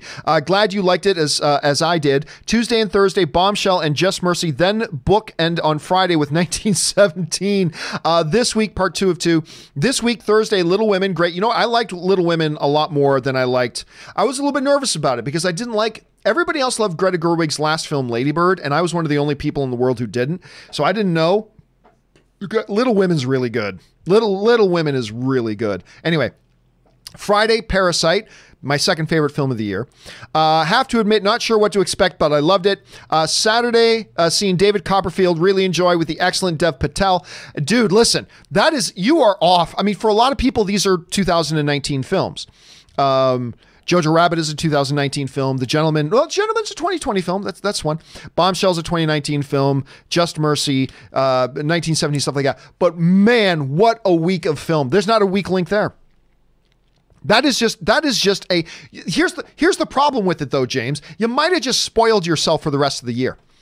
You might have just, because there's nowhere to go but down. Like in 1.5 weeks, you have watched Jojo Rabbit, Parasite, The Gentleman, Just Mercy, 1917. I mean, there's nowhere to go. You're not going to have another week like that for the rest of the year. I hate to break it to you, but you're not going to have another week for the rest of the year where you watch 6 or 7 movies in the span of about 10 days and have it be as good as the span you just had. I mean, that sucks in kind of one way, but I'm kind of envious about the week that you got to have, though. I'm just kind of, always count on me to bring up the downside of something. All right, next up. An anonymous viewer writes in, Cineworld is £18.40 a month. Seeing Bad Boys next, then end of week seeing, I'm going to guess this is probably still James, then seeing the release of Richard Jewell, A Beautiful Day in the Neighborhood, the Rhythm section, where are we at? I haven't seen the Rhythm section yet. I'm very excited about that. That Blake Lively looks fantastic in that. Queen and Slim, which is also wonderful. Without Unlimited, average $10 a film would have cost other films would have been £130. Listen, this is one of the reasons why I've been saying for a long time, for those of us in the North American, because you guys in the UK, you've had that Cineworld Pass thing for years. But for us in North America, it's still a relatively new thing. I said when it came out that the AMC A-list was the best thing to ever happen to film fans. And now Regal, theirs isn't as good as AMC A-list, but it's really good. The Regal Unlimited plan, Cineworld's got their own thing. Alamo Drafthouse is coming out with their own sort of thing. Pretty soon every theater chain is going to have their own membership thing, which is good for everybody, but it is wonderful for film fans. Like you just said it yourself, man. You get this, you're paying $20 a month, and look at how many times you get to go to the theaters. And on top of all that, the movie theaters get to make money because you're coming into the theaters and you're probably buying soda and popcorn and candies and whatever, and that's how they make their money. They don't make their money off the movie ticket. That's not how because all that money goes basically back to the studios. They make their money from the concession stand. So they win, you win, the studios are getting more people out to see their movies, they're getting a little bit more money. It's a win-win-win all the way around. And listen, for all of us who are here in the North American audience, we have Cineworld to thank for this new movement. Because even when I was with AMC Theaters, when I was still with AMC, and this was years ago, they were already examining and studying the Cineworld movie membership plan. AMC is not a company that acts at the spur of the moment. They take their time, and they had studied this thing for years. And if you ask me, they implemented it to near perfection with AMC A-List. It's a wonderful, wonderful plan. But all of us here get to thank you guys in the UK for that because you guys paved the way for it. All right. ZOMG Ruler writes, over under 13% Cyborg has a small cameo in Flashpoint. I'm going to say under, but I would say over 5%. And the reason I would say over 5% is because in his totally pointless appearance in Crisis on Infinite Earths, he mentions him. Ezra Miller mentions Cyborg in it. He said, I told Victor this, so he mentions him. That doesn't mean he's going to be there. And from everything else we've heard, we are no longer getting Cyborg. But just the fact that he mentioned him, to me, means the door is slightly open. So I'll still take under 30%, but I believe it's a possibility. All right, James L.H. writes, when tipping, I keep forgetting to type your name. No worries. I figured it out that it was you, James. Top 10 of 2019. Some I didn't see until 2020. They are Once Upon a Time in Hollywood, Fighting with My Family. Another tremendously underrated film from this year was Fighting with My Family. Endgame, John Wick 3, Joker, Le Mans 66, which to us in North America was known as Ford v Ferrari.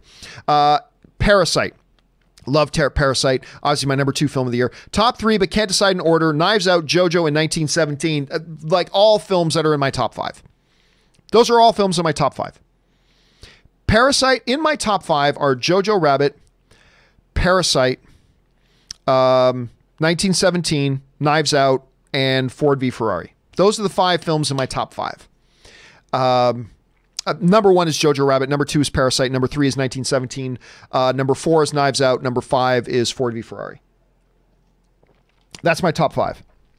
So tremendous films there, James. Tremendous films. All right. Next up, James also writes, as a Star Wars fan, I didn't think the start of 2019 Rise of Skywalker wouldn't be top 10. I had a good time seeing it, but had too many problems. Things you talked about previously basically covered most of my opinions, which is unfortunate.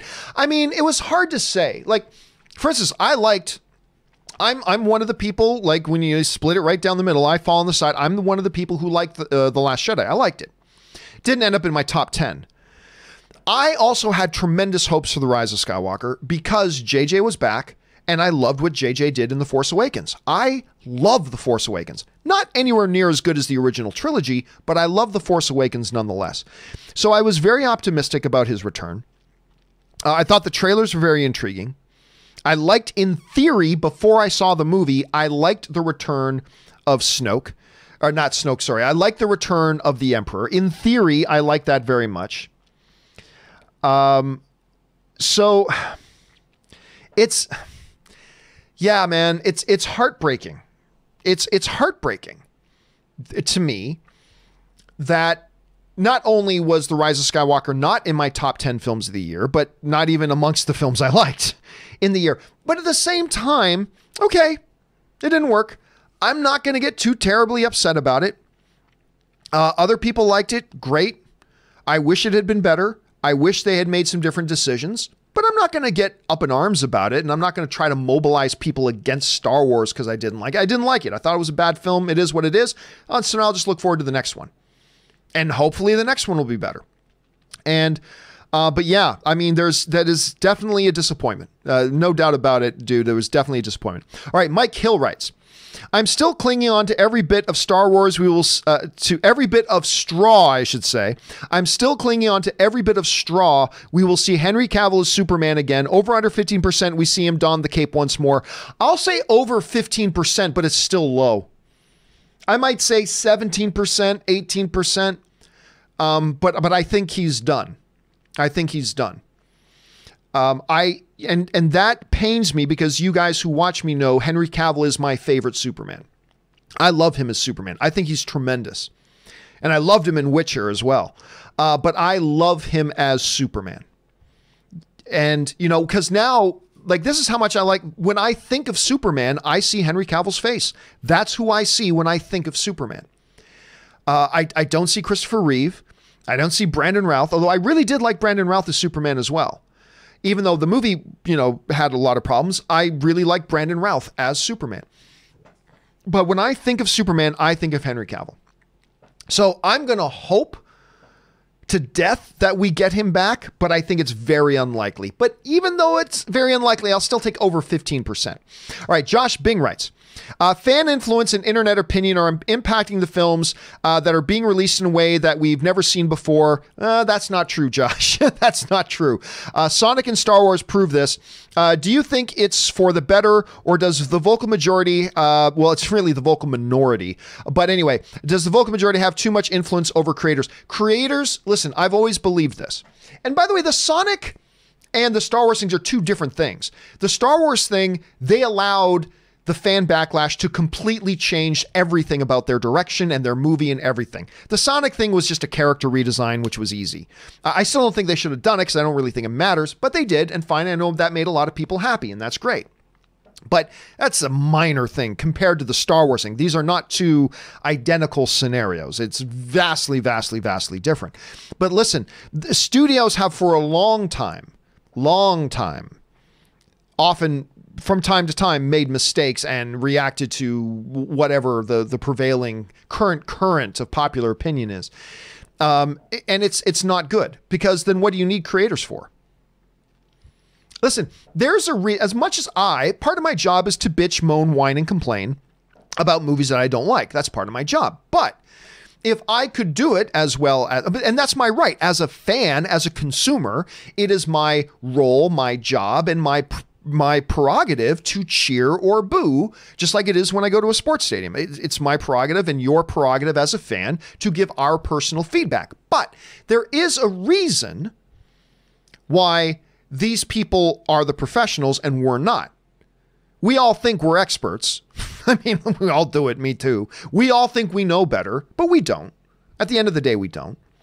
That shouldn't stop us from expressing our thoughts, our opinions, our point of view, or talking about and discussing it and theorizing and blah, blah, and doing all the things that we as film fans do. That's our role. That's what we do. But while saying that, it is also the job of creators, storytellers, to tell their stories. You tell your story. That's why, like, when people ask me, and they say, John, what do you want, if the next Terminator is coming out? What do they need to do in the next Terminator movie? Well, for you guys who watch me, my standard answer lately has been, I don't want to try to come up with what it is they should do. I just want to see what they do and let it speak for itself. Because I don't want to fall into that trap that I have so often fallen into, and I'm sure many of you have fallen into as well. I don't want to fall into that trap where I write the movie in my own head, and then unless it does what I wanted it to do, I'm just not going to like it. So I've been trying, sometimes successfully, sometimes not so successfully. I have been trying to adopt a mentality of, I'm not going to try to decide what I think they need to do in the next movie. I just want to see what they're going to do and let it speak for itself. And let it be good, or let it be bad, or let it be mediocre, all on its own merits without any, contamination of my pre-existing expectations. But I believe storytellers should tell their stories. And I believe the extent that a studio should listen to us as fans needs to be in their decision-making process of what films to make. Right? That's where they should listen to us. They should listen to us in terms of what films we want made. But then when it comes to the creativity, let the filmmakers tell their stories. And there's something inherently hypocritical about us, and I include myself in this, by the way. There is something inherently hypocritical about us as film fans, that we will cry and scream and moan and complain. Like I said, I've done this myself. We cry and scream and moan and complain. Like when a studio gets involved, and no studio interference. Let the filmmaker tell their story. But then we will ourselves yell and scream at the filmmakers what they're supposed to do. So we say, don't interfere with the filmmaker, don't interfere with the filmmaker. And then what do? We interfere with the filmmaker, or we try to interfere with the filmmakers. I believe there needs to be a line here that, we just need to let them do their thing. And they're going to make things that we love, and they're going to make things that we hate. And that's the nature of art. But I think one of the things The Rise of Skywalker abundantly shows is that when you try to react and listen to the backlash of fans or whatever, you just end up making the situation worse. They just should have made Colin Trevorrow's movie. And if you wanted to and let JJ do it, then JJ should have stuck to his original vision. I don't know. I think this is something that we're all going to have an evolving opinion on. Like, I think if you ask me the same question 3 months from now, I think my opinion will, I don't know what it'll be, but it'll probably evolve from this right now, because it's an evolving landscape. So I got a feeling a lot of us are, the answer we would give to this question right now is probably going to be different slightly or significantly from the answer we'll give to this question, say 6 months from now. And then maybe a year after that, it might even be a little bit different. So I think it's an evolving thing. Right now, that's how I feel about it right now. But let's see how this continues to evolve. All right, man. Thanks for sending that in. Okay, let's see here. Next up is Evelyn writes, award season is almost over with the Oscars in a couple of weeks. Yes, it is. So when are we going to get the annual John Campea Filthy Awards? Well, I'll be honest with you. I'm not 100% sure I'm going to do them this year because I just don't know if I have the time. I was planning on doing The Filthies, which I've done the last couple of years. I give out my own little personal awards for Best Picture, Best Director, Best Actor, blah, blah, blah. I call it The Filthies. I don't know if I have time to do it this year. I just don't know that I have time to do it this year. So I'm not saying I'm not, because who knows, maybe Wednesday I'll realize, hey, I've got like 7 hours of free time on Wednesday. I'm going to put this together and I'm going to get ready to do this. And I'll get Jonathan to do this and we'll put it together and I'll just do it on the spur of the moment. But I don't know. So that's the honest answer right now. I just don't know. All right. Alex Haina writes, top 10 of 2019. Number 10, Apollo 11. I know Rob loves that one. Number 9, Parasite. Number 8, Knives Out. Number 7, Booksmart. Love that movie. Makes my heart warm that you put it up there. Number 6, Joker. Number 5, Jojo Rabbit. Number 4, Marriage Story. Number 3, Avengers Endgame. Number 2, Ford v Ferrari. Number 1, 1917. A little late, I know, but wanted to send a few before making, or wanted to see a few before making my list. No, absolutely. You need to see them all before you start making your list. Great list. All wonderful films on there. As a matter of fact, there might only be one film on your list. Your list is in a little bit of a different order than mine. I think the only film on your list that isn't in my top 10, notwithstanding order, might be Endgame. And I don't get me wrong, I loved Endgame. I did. I loved Avengers. You guys know I did. It just didn't make my top 10. But I think everything else is it. Oh, and Apollo 11. Apollo 11 didn't make my top 10, but Parasite's in my top 10. Knives Out is, Booksmart is, Joker is, Jojo Rabbit is, Marriage Story is, Ford v Ferrari is, and 1917 is. By the way, I think 1917, my pick to win Best Picture is Jojo Rabbit. Obviously, I that's my favorite film of the year. I've said it about 100 times. That is my favorite one of the year. But I think 1917 will take it, and I'll have no complaints. Again, my pick is Jojo Rabbit, but 1917 is a brilliant film, and if it does indeed take the trophy for Best Picture of the Year, I have absolutely zero problems with that. I have absolutely zero problems with that. So we'll see what happens. All right, next one up. Antonio Tony writes, does the MCU need to take more creative risk? I like them, but they all feel the same. Shit gets bland. I like DC is letting one person have more freedom. I 100% disagree with you, Antonio. Because, look, when you look at the MCU, Endgame is a radically different movie than, say, Age of Ultron was. Totally different kind of movie. Winter Soldier was a vastly different kind of movie than, say, Iron Man 2 was. I mean, Winter Soldier is a very unique film and was very, very different. It was more like a 70s political thriller than everything else, which was totally different than what Iron Man 2 was. You look like at a movie like Ant-Man.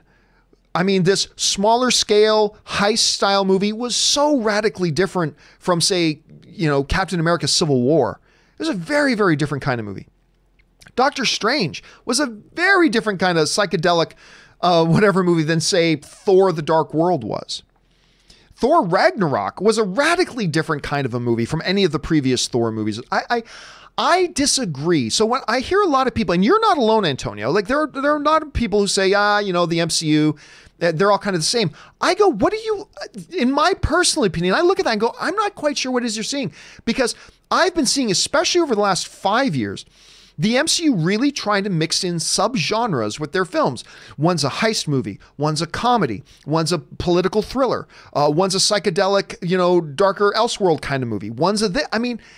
I really do think they've been doing things very differently. And here's the thing. You cannot have a cohesive movie universe where you just let each director just do their own thing. That is going to turn into a mess. That turns into a mess. You might get one or two really great films, but you also have to have an overall creative vision to make sure everything stays cohesively in place. So you simply don't have the MCU if Kevin Feige just went, yeah, you go make whatever Doctor Strange movie you want. Just go make whatever movie you want. I don't care. Make it whatever plot you want, kill whoever you want to kill, introduce whoever you want to introduce, blow up whatever city you want to blow up, doesn't matter. You can't do that because the MCU has an overarching story. So what we're seeing is I believe for us as fans, we're getting the best of both worlds. We're seeing two different brands taking different approaches. And I think the end result is we win. So we get something like the DCEU, and you can't even just say the DCEU now, just the overall DC properties trying some really different standalone individual things, kind of not looking at it as one cohesive universe, but rather just focus on the idea of making each individual film as good as they can be. So we're benefiting from that. And we're getting the benefits from the MCU that is taking a different approach of telling a more cohesive, overarching story with their grander MCU. And we're benefiting from there. So I think we as comic book movie fans are in a really good place right now. Because, I mean, you know, DC tried to do the MCU thing and it didn't work. But guess what? The MCU can't deliver us a movie like Joker. But the approach that they're taking over there right now allows them the flexibility to do films like that. So I think it's great that we've got these two different big brands. And right now they're taking two very different approaches to their movies. And I believe we as fans are getting the best of one and the best of the other. So I think it's great. I really think it's great. Anyway, thanks for writing that in. Weary Wanderer writes, currently in the hospital on a 1-month form, very depressed and tired of my life. My attempted to depart Earth early failed. Your show and movies, especially Lord of the Rings, the MCU, Star Trek, and Star Wars, gives me hope that the darkness will not last. Well, listen, first of all, Weary, thank you for being in the hospital. I mean, that's first step. Most people don't have most people, when they find themselves in that sort of situation, can't muster up the courage to actually accept help. So that's wonderful. I mean, that's great. So step one, you're getting help. That's the best thing in the world. And I'm so glad that movies and stories, because stories, they not only whisk us away, they not only give us mental reprieves, they not only allow us to just really celebrate the vastness of human creativity, but they allow us to peek into a world of what could be. They allow us to look at our fears. They allow us to imagine what we can become and sometimes what we don't want to become. And I think that's wonderful that you've scraped together that courage to get yourself in there, get help. And I'm really thrilled that the world of movies and movie fandom can be here for you on that, man. So good on you, and all of our best to you and all of our best thoughts to you, my friend. All right. Ali Hussein writes, John, I love your show. Thank you so much, Ali. Here are some of my guilty pleasure movies in no special order. Number 5, Kung Pao Enter the Fist. I got a few friends that love that movie. Number 4, Don't Mess with the Zohan. I've got a buddy of mine in Toronto who I swear to God, he thinks that's one of the top 10 best films ever made. I don't like it at all, but it's one of my buddies' top 10 films ever made. 3, Vin Diesel's The Pacifier. Number 2, Star Wars Episode 2, The Clone Wars. Number 1, Street Fighter, the movie. Listen, Ali, here's one of the things I really appreciate. You clearly understand what a guilty pleasure movie is, right? Because a lot of people will try to say, I have this guilty pleasure movie. Remember the Titans. Yeah, this is a guilty pleasure of mine. It's like, a lot of people remember. What are you telling me? That's not a guilty pleasure movie. You get what a guilty pleasure movie is. I've got like Armageddon. Everybody hates Armageddon. I like Armageddon. It's my guilty pleasure movie. I enjoy that movie. One of the worst films ever made in cinematic history. Vanilla Ice is Cool as Ice. I love that movie. For all the wrong reasons, granted, but I love that movie. It is a guilty pleasure of mine. So you, Ali, clearly understand what a guilty pleasure movie is. So well done, sir. Let's see. Lindro Alanis writes, WB keeps recycling the same old Batman and Joker shit. That's completely wrong. That's completely false. Because Michael Keaton's Batman was a completely different thing than Christian Bale's Batman. And Christian Bale's Batman is a completely different character than the one that we got from Ben Affleck. And I am just going out on a limb and assuming that what Matt Reeves is going to give us in the new Robert Pattinson Batman is going to probably be a very, very different kind of movie than what we've gotten from any of the previous ones. As far as Joker goes, yeah, it's a character called the Joker, but do you think there's anything? Like, are you really saying that, you know, Cesar Romero's Joker is exactly like Joaquin Phoenix's Joker? Are you suggesting that that Jack's Joker is just like Heath Ledger's Joker? I disagree. These are the same characters, but these are fresh, different iterations, some better than others for sure. But they've each time given us a fresh, different iteration. And as long as they keep giving us a fresh new perspective on these classic characters, then go. Listen, I would agree with you if Ben Affleck's Batman was just a carbon copy of the Christian Bale Batman. Okay, yeah, then I would agree. But it wasn't. I would agree with you if Joaquin Phoenix's Joker was just a carbon copy of Jared Leto's Joker. But it wasn't.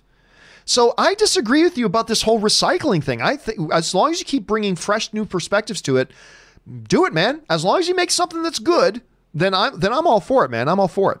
All right, Ali Hussein writes, there's one question I've been wondering for a really long time. Is it possible that Woody and Bo Peep can have childrens? No, I don't think so. I do not think so. The toys are literally alive. They can feel pain. I need answers. Are we ever going to know? No, I think they made it very clear. Toys are made. They are not born. They are not biological creatures. They do not procreate. So no. And I think the movies themselves made that pretty clear. So Ali, to answer your lifelong question, no. The toy, I mean, I don't know, maybe they can have sex, but they cannot procreate. They cannot procreate. So no, Woody and Bo cannot have children, as far as I know.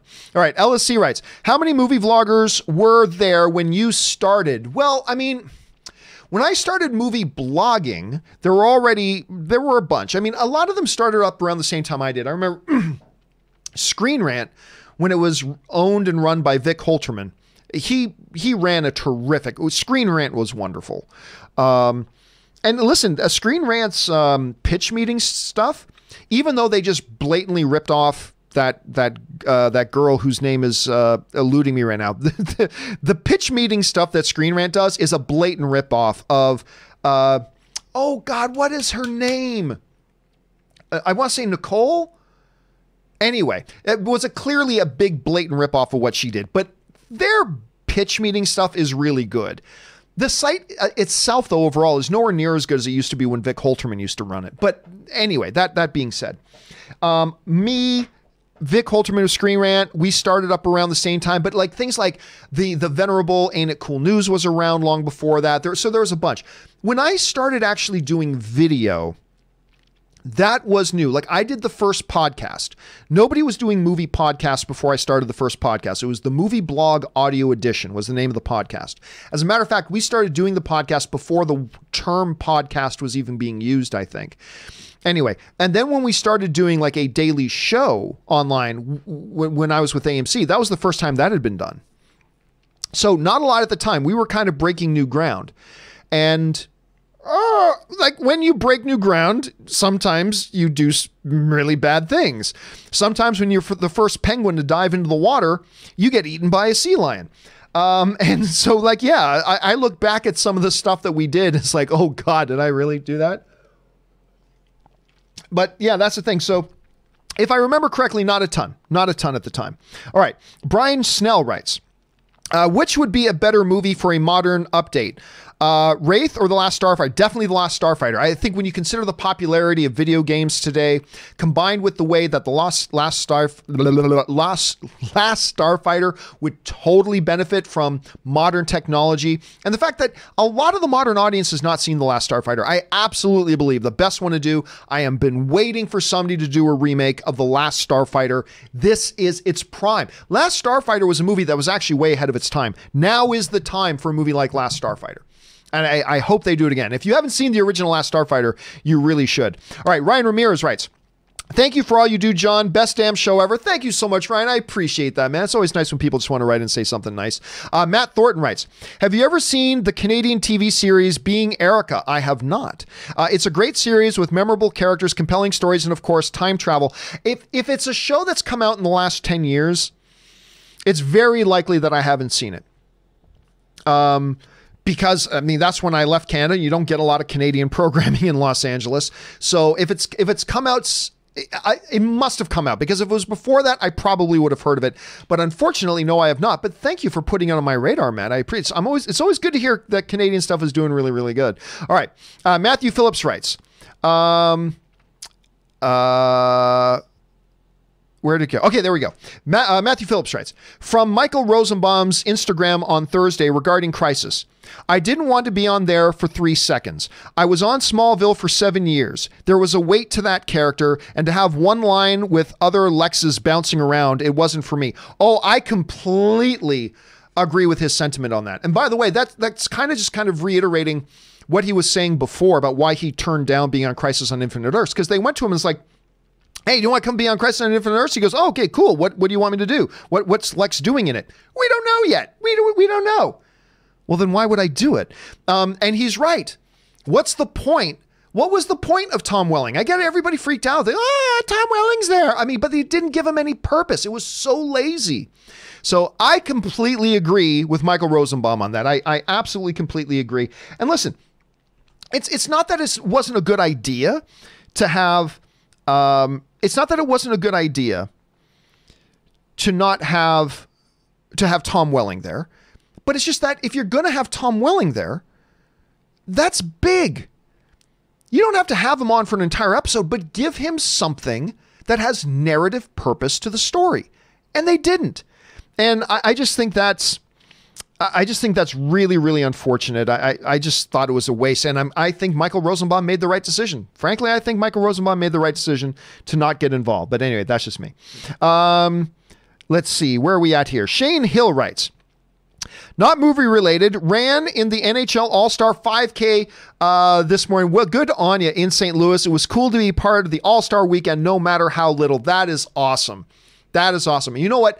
I was just asked the other day on the show, somebody asked if I ever watched the Pro Bowl, and I love NFL football, but Pro Bowl is useless. I haven't watched the Pro Bowl in like 10 years.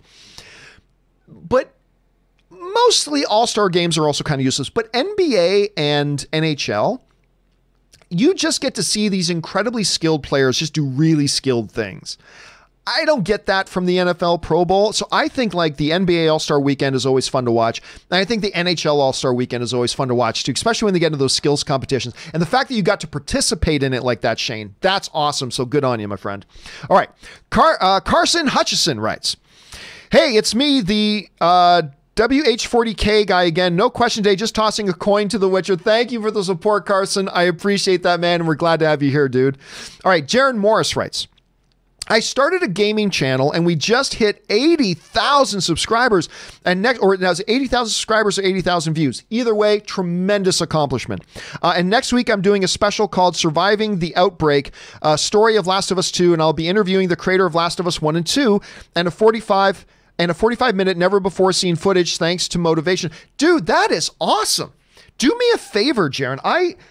Email me if you don't mind.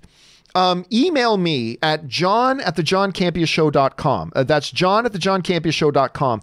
If you don't mind, just email me that and email me a link to your channel. That sounds amazing.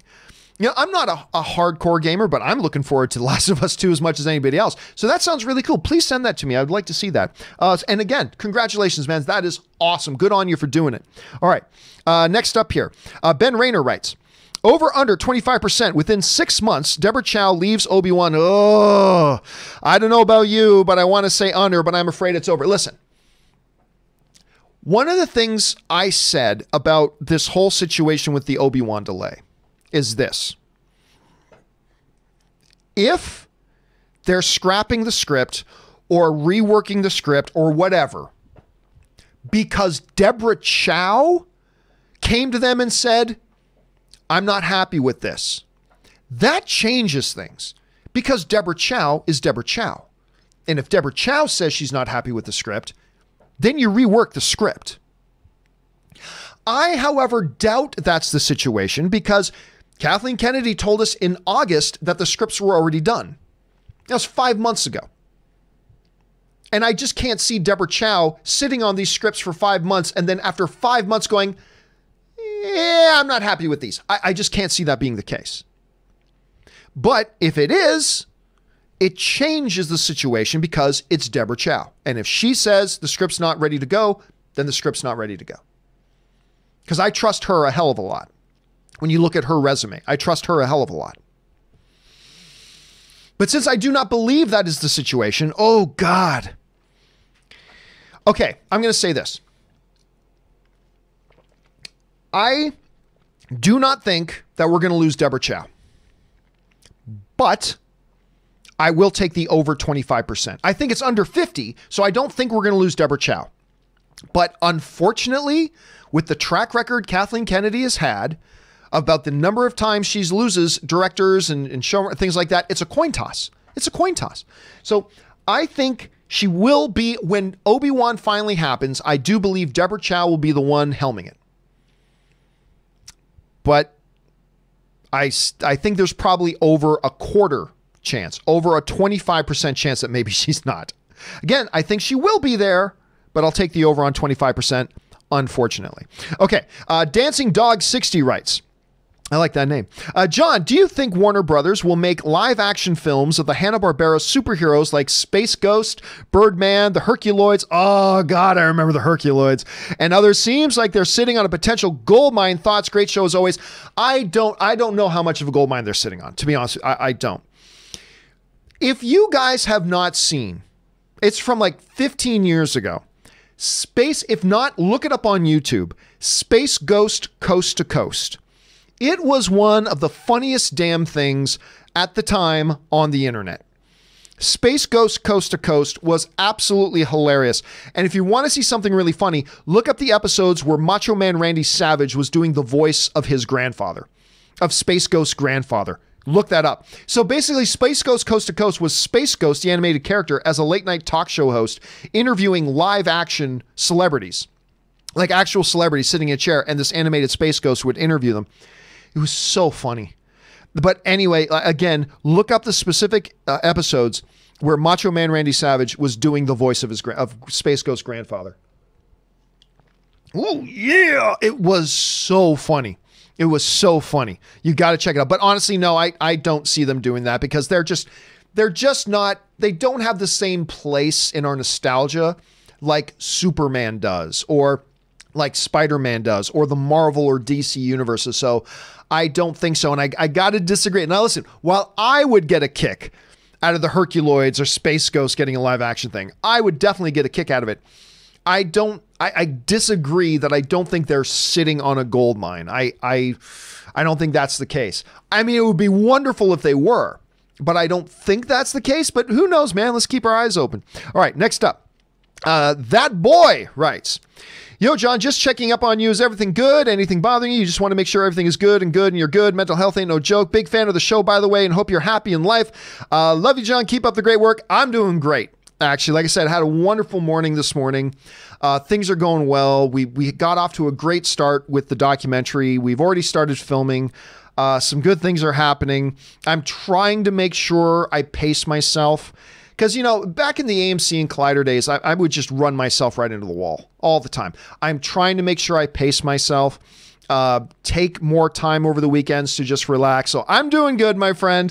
I'm doing good. And those are wise words. Those are wise words. All right. Av Cali writes, let's see. How excited are you that the original cast members of Jurassic Park are back for Jurassic World 3? And where do you think this franchise will go after this? AI dinosaurs? AI dinosaurs. Well, listen. Just like having Doctor Doom, one of the greatest comic book villains of all time, in your Fantastic Four movies didn't make the Fantastic Four movies good. Just because you're bringing back the original cast members, that's not going to make the next Jurassic World movie good on its own. It's not going to do it on its own. I mean, again, you had one of the great comic book villains in history in the Fantastic Four movies, and they were all terrible, or at least bad. So just bringing these actors back, that does not drop a magic elixir in the cauldron that will automatically mean the next Jurassic World movie is going to be great. But all other things being equal, oh, of course it's exciting to hear that they're going to be back. I think it's wonderful. Again, we got to be cognizant of the fact that it does not mean that this movie is going to be great, or having them back is going to be, it's just a magic pill that's going to make everything work and be great. So we can't fool ourselves about that. And they need, unlike Crisis on Infinite Earths, if you're going to bring them back with narrative purpose, give them something to do in the movie, make sure there's a relevance to why their characters are there. But all on its own, all other things being equal, notwithstanding understanding the movie can be great, the movie might be terrible. It's of course exciting to hear that they're all going to be back. Of course, that's exciting. So yeah, man, I'm all for it. Yeah, I just think it's great. And listen, I also want to kind of point out this too, that while I really did enjoy, the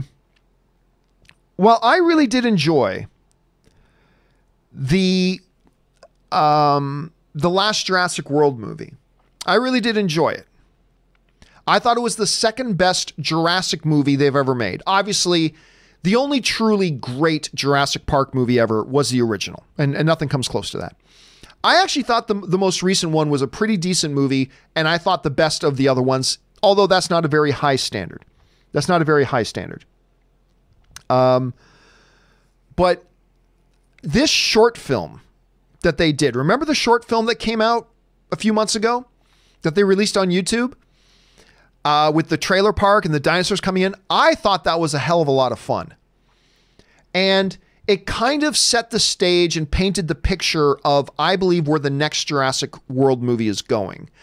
And I think there's a lot of potential there. Again, I don't know if the movie's going to be good. I don't know if it's going to be bad. A lot is up in the air, but I think there's at least potential.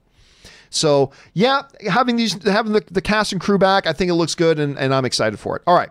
Man Mountain Gherkin writes, a gentle challenge. It's not wise to create a loss hierarchy. The emotions connected to loss is subjective and individual. We cannot say one is worse than the other. It's how it affects us as a person. Now, I am assuming what you're referring to is when somebody wrote in earlier about losing their father. I'm not trying to suggest there is a loss hierarchy. I'm not trying to suggest that. But I do want to be cognizant of the fact that, you know, I think just like if I lose my dad, there's going to be a more profound impact on me than losing one of my friends. If I lose my father, there's going to be a more profound impact on me. And again, I think you're right. It's difficult to create a loss hierarchy. And that's why I said right at the beginning, listen, I'm not an expert in this field I'm a fucking idiot when it comes to this stuff. I don't know anything about this. I'm just a regular human being that's had my own experiences. But all I was trying to emphasize was an acknowledgement that losing your parent is probably a bit more of a profound impact than even losing one of your closer friends. So, I mean, it would be different for everybody. It'll be different for everybody, notwithstanding that, but that's just kind of what I meant by that. Let's see here. Dapper Dave writes, I am pitching a remake of Twins with The Rock and Kevin Hart. Well, you're not the first one. I've heard a lot of people throw that one up there before. Also, as a DC fan, I am worried about Harley Quinn's Bird of Prey. The trailers come across very woke. Are you worried for the DC movie universe if this bombs at the box office? Nope. Nope. And by the way, again, can we please retire this fucking idiotic term woke? All that tells, usually when I hear people saying woke, that's usually the term people use by people who are threatened by women. I mean, so can we just put that to rest, please? Like, honestly, we have spent a century in the film industry keeping women in their place. The fact that there are now some films celebrating empowerment of women, I don't think that's a bad thing. That said, celebrating the empowerment of women does not make a movie good, but celebrating the empowerment of women also does not make a movie bad. It just is what it is. I just don't, I have never understood why anybody would have a problem with celebrating the empowerment of women, since as a culture, we haven't had a problem for over a century celebrating keeping them in their place. You know, so why not allow and allow, if movies want to celebrate that as a theme, let them celebrate as a theme. Why is that looked at as a negative thing? I don't get it, but whatever. I just, that term woke just makes my spine clench. It's like, oh, what a disgustingly cringy word. It just, can we just retire that stupid word? Can we just retire it? Anyway, that's just me. But I will say this. The movie doesn't look good. Now, there have been, how many times have you guys seen me think a movie doesn't look good, and then I go see it, I'm like, wow, that movie was great, right? Hopefully that will be the case, because God, I am loving the Harley Quinn animated show that you guys turned me on to. But I will admit, but listen, no, if this movie, let's say this movie's a total disaster, right? Let's say the Birds of Prey movie's a total disaster. Well, there still be 3 out of 4 for the last 4 films. Aquaman was $1 billion film. Shazam is one of the best films the DCEU has ever made. Not a part of the DCEU, but still a DC movie. Joker, $1 billion film and nominee for Best Picture at the Academy Awards. If, and that's a big if the Harley Quinn movie comes out and is a disaster, and like I said, I don't think the movie looks any good. Just on its own merits, I just don't think it looks any good. But even if it doesn't work and it flops and it's whatever, they're still 3 out of their last 4. So no, I don't think there'd be any need to worry at all. Look, if the last 3 movies that DC has cranked out were all failures and then the Harley Quinn movie's a failure, yeah, reason to worry. Fact of the matter is they're on a bit of a winning streak. So they can actually handle a bump in the road right now. And again, who knows? Maybe this movie's going to be awesome. Look, I thought, Fighting with My Family looked really sad. I thought it just looked like the trailers. I mean, it just looked sad. Trying to be so funny, it just looks sad.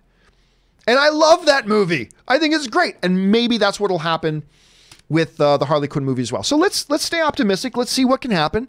And but even if it's a flop, I don't think it spells too much trouble. I don't think it spells too much trouble for the position. I think DC's in a pretty good position right now, thanks to a lot of very hard work and good creative work they've been doing.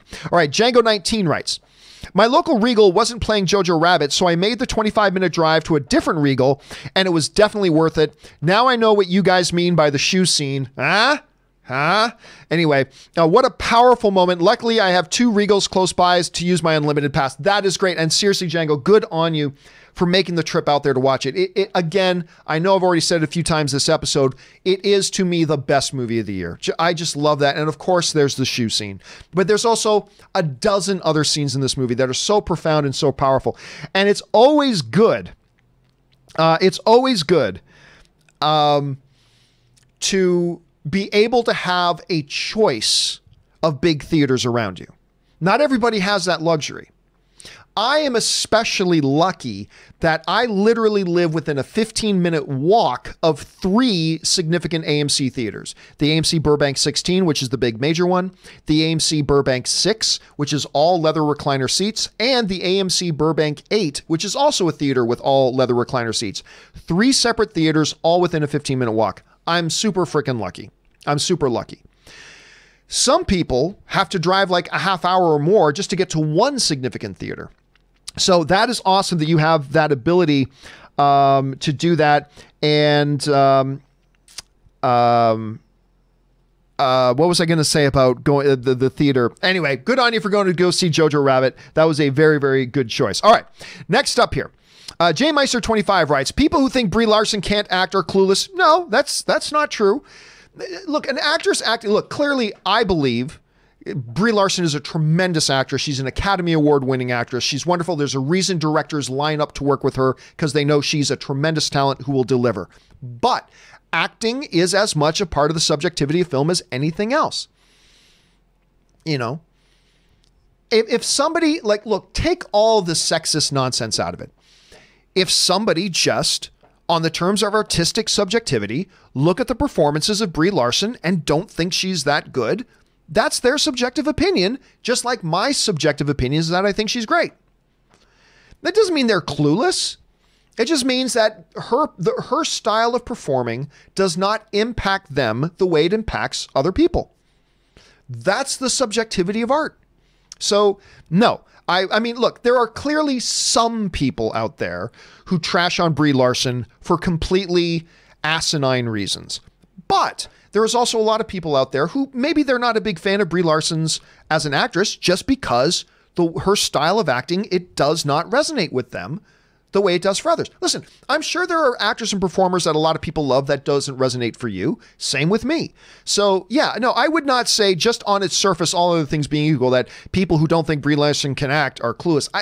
I don't think that's true. I don't think that's true. All right. Mike T54 writes, Sends in a large super chat. Thank you for supporting the channel on that level, man. We really appreciate it.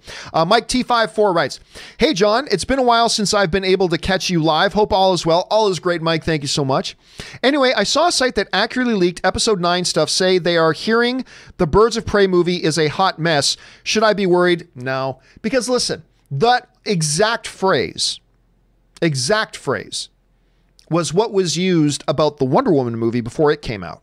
And look what happened there. The movie's great. Not everybody loves it, but the vast majority of people, critics, everybody just really liked it. But the word that came from some unnamed anonymous source, the word was, it's a hot mess. But saying that, that's not a stretch. I mean, the movie doesn't look good. So it's not a stretch for anybody to say, we're hearing that movie's a hot mess. Well, of course you're hearing the movie's a hot mess. It looks like a hot mess. It might be awesome. It might turn out to be great, but it's not a big stretch to say, oh, I hear it's a hot mess. Well, everybody thinks it looks like a hot mess. That's not really breaking news. That's not a big scoop, right? So I wouldn't worry about it. I wouldn't worry about it. Look, this movie's going to be good or it's going to be bad. It just is what it is. I have learned not to get too excited and not to get too bummed out by advance sources that say, we hear the movie's great. Because who says the movie's a hot mess? Who? One person? Okay, well, maybe there's one person who saw a cut of it and they didn't like it, but that doesn't mean I'm not going to like it. Look at the actor who plays the general in Star Wars The Rise of Skywalker, right? He came out before the movie came out and just gushed about the movie. Gushed about it because he loved it. That's great. I didn't. So I hear it's a hot mess. Well, who says it's a hot mess? Who? Because just because somebody might have seen it and might not have liked it themselves, that doesn't mean you're not going to like it. It doesn't mean I'm not going to like it. It doesn't mean the vast majority. Just like the actor who saw The Rise of Skywalker loved it, doesn't mean I was going to love it. And I certainly didn't. So I wouldn't worry about it too much. Again, I don't think the movie looks very good and I'm expecting it not to be very good. But when we go to see it, we're going to leave our expectations at the door. We're going to walk in and just kind of watch the movie on its own terms and let it stand on its own merits. And maybe it'll surprise us. Like a number of films this year have really surprised us. And maybe this will be the next one. I mean, after all, DC is on a hot streak. But again, I'm not going to be surprised if it's not any good. But I'm just at a point right now as a film fan that I am not going to get too excited about somebody saying, I hear that it's great. Okay, good. I mean, that's a good thing. Good, great. But I'm also not going to get too bummed out by somebody saying, I know somebody who might have seen it and they said it's a hot mess. Well, just because they thought it was a hot mess doesn't mean I will. So I'm not going to get too excited. I'm not going to get too bummed out. I'll hear it. I'll file it away, keep it in the back of my head. But just like everything else, I'm going to leave it at the door when I go in to see the movie and just give the movie a fair shot in its own terms. And then we'll see what happens. All right. Richard Tan writes, can you do a behind the scenes about your studio? Also, is Dark Side, Light Side coming back? Love your show. May the force be with you. Thank you so much, Richard. And as we've addressed many times, Dark Side, Light Side is indefinitely on hold. Again, Christian had some new things come up. I had my movie come up. And on top of all that, there was just no more Star Wars to talk about. And on top of that, Christian just lost his love for talking about Star Wars. So that made it a problem. So all that stuff considered, we just decided to slam the brakes on it. And I'm not saying it's never going to come back, but for now it is indefinitely on hold. It's on the shelf, not thrown in the garbage, just on the shelf. So we'll see if we're going to be able to come back around to that at some point. As far as a behind the scenes tour of the studio, yeah, I can do that. I mean, there's really not much to show. I mean, I'm in a spare bedroom. That's the glamorous life of John Campea, ladies and gentlemen. I'm in a spare bedroom. I'm a fucking nobody from Canada who's in a spare bedroom with a video camera talking on YouTube. It's about as glamorous as that. I mean, that's about as big as it is. But yeah, I mean, I can get around to doing a little bit of a tour of the, I will go around and give it a little bit of a tour of the specific gear that I use and all that kind of stuff. So yeah, I will do. I've already done a little bit of stuff like that, but I'll make a video that's a little bit more because it should only take me about 10 minutes to do it. I'll do a little bit of a video that gives you a little bit more of a tour and show you the stuff that I'm using and all that kind of stuff. So yeah, I'll do that. All right. Let's see. Where are we at here? Sorry, I lost my place here. I had a little bit of a jump. Okay, here we go. All right. Ethan Hunt writes, so the other day I was flipping back and forth between your show and another live stream. Well, I sent a super chat. Long story short, there was a confused historian wondering why this guy in the chat called him John and was asking about Star Wars canon. I mean, listen, hey, look, one of the truly great things about the online YouTube space is, you know, Christian Harloff and I were talking, and when Christian and I were sitting down, and Christian first came to me and asked me about my input, my opinion about whether or not he should do his own thing, and you know, then give him some advice about how to go about doing it and all that kind of crap. One of the things he brought up, he says, like, look, the prime time for me to do something is going to be in the morning. And, you know, like, it's not that I'm trying to put it up at the same time as you. It's just that, you know, with my family and my responsibilities with my family, that's just the best time for me to do it. And I'm like, dude, it doesn't matter. So like my live stream, for instance, goes live at 9. Christian goes live at 10. But guess what? It's YouTube. Like anybody who wants to watch, you know, SEN, they can go watch it later because it's always going to be there. Anybody who wants to watch the John Campea Show later can come back because it's living on YouTube. But one of the other great things about it is the fact that you can do exactly what you were just saying. You can go back and forth, keep them on live, interact with everybody. It's one of the great things. You know, I was having a lunch yesterday with a former colleague. I won't tell you who, but I was having lunch yesterday with a former colleague. And one of the things that I was saying was, listen, it's not, when I was at AMC, what our responsibility that we knew was to grow and develop a larger audience, turn casual film fans into more serious film fans and bring more people into this world that participates in online videos and all that kind of stuff. And like my philosophy has always been, the more people we bring into these spheres, the better it is for everybody. Like whatever, like Screen Junkie, I don't even know what Screen Junkies calls them. I think they call themselves Fandom, but like, you know, you got Dan Merle, Roth Cornett doing great work. So the more people they can get who are casual film fans, may not be plugged into the online world, the more people they can get brought in, I think that just adds to the pool of the overall audience and gets more people plugged into the online film fan community. And I think that is good for everybody. I love the fact that Christian's doing what he's doing because I believe what he is doing is good for everybody. That's just the way I say it because, you know, one of the things I said to somebody, and I said this in a video recently, was that if all of these YouTube channels that talk about movies, if all of us are fighting over the same 200,000 people, if that's all we're fighting over, then we're all in the wrong business. If all we're doing is we're all fighting over the same 150, 200,000 people that could watch any one of our shows at any given time, if that's what we're doing, we're all in the wrong business. What we need to be doing is growing this entire quote unquote industry. We need to not have 200,000 people plugged into the online fan community on any given day. We should have 20 million people plugged into the online fan community. And that means there's going to be shows like mine. That means there are going to be shows that are completely different than mine. That means there are going to be people out there doing things that are like-minded to me. That means there are going to be people out there doing completely the opposite who think completely differently than me. But it's all good for the overall, I believe, community. Now, that doesn't mean there aren't some people doing some stupid things that can harm the community. That doesn't mean that I won't make the odd mistake and do something stupid that isn't bad for the overall community, and everybody does. But overall, the more vibrant, diverse, different kind of community that we create, I think it's better for everybody in the long run. So I think it's wonderful, Ethan, that you can be flipping. That's one of the great things about YouTube, man. You can be flipping. Not only can you check out everybody's show because you don't have to choose which one to watch because it's all on YouTube. You can watch it anytime. But it's great that you can also, while live streaming is going on, you can jump back and forth. And I think that's great. I think that's great. Anyway, thanks for sharing your thoughts on that, man. And I hope the historian wasn't too terribly confused. All right. Jay Master writes, Hey, John, did you see the photo of Jon Favreau posted on Twitter on January 16th with George Lucas holding a baby Yoda on the set of The Mandalorian? I did see that. That was adorable.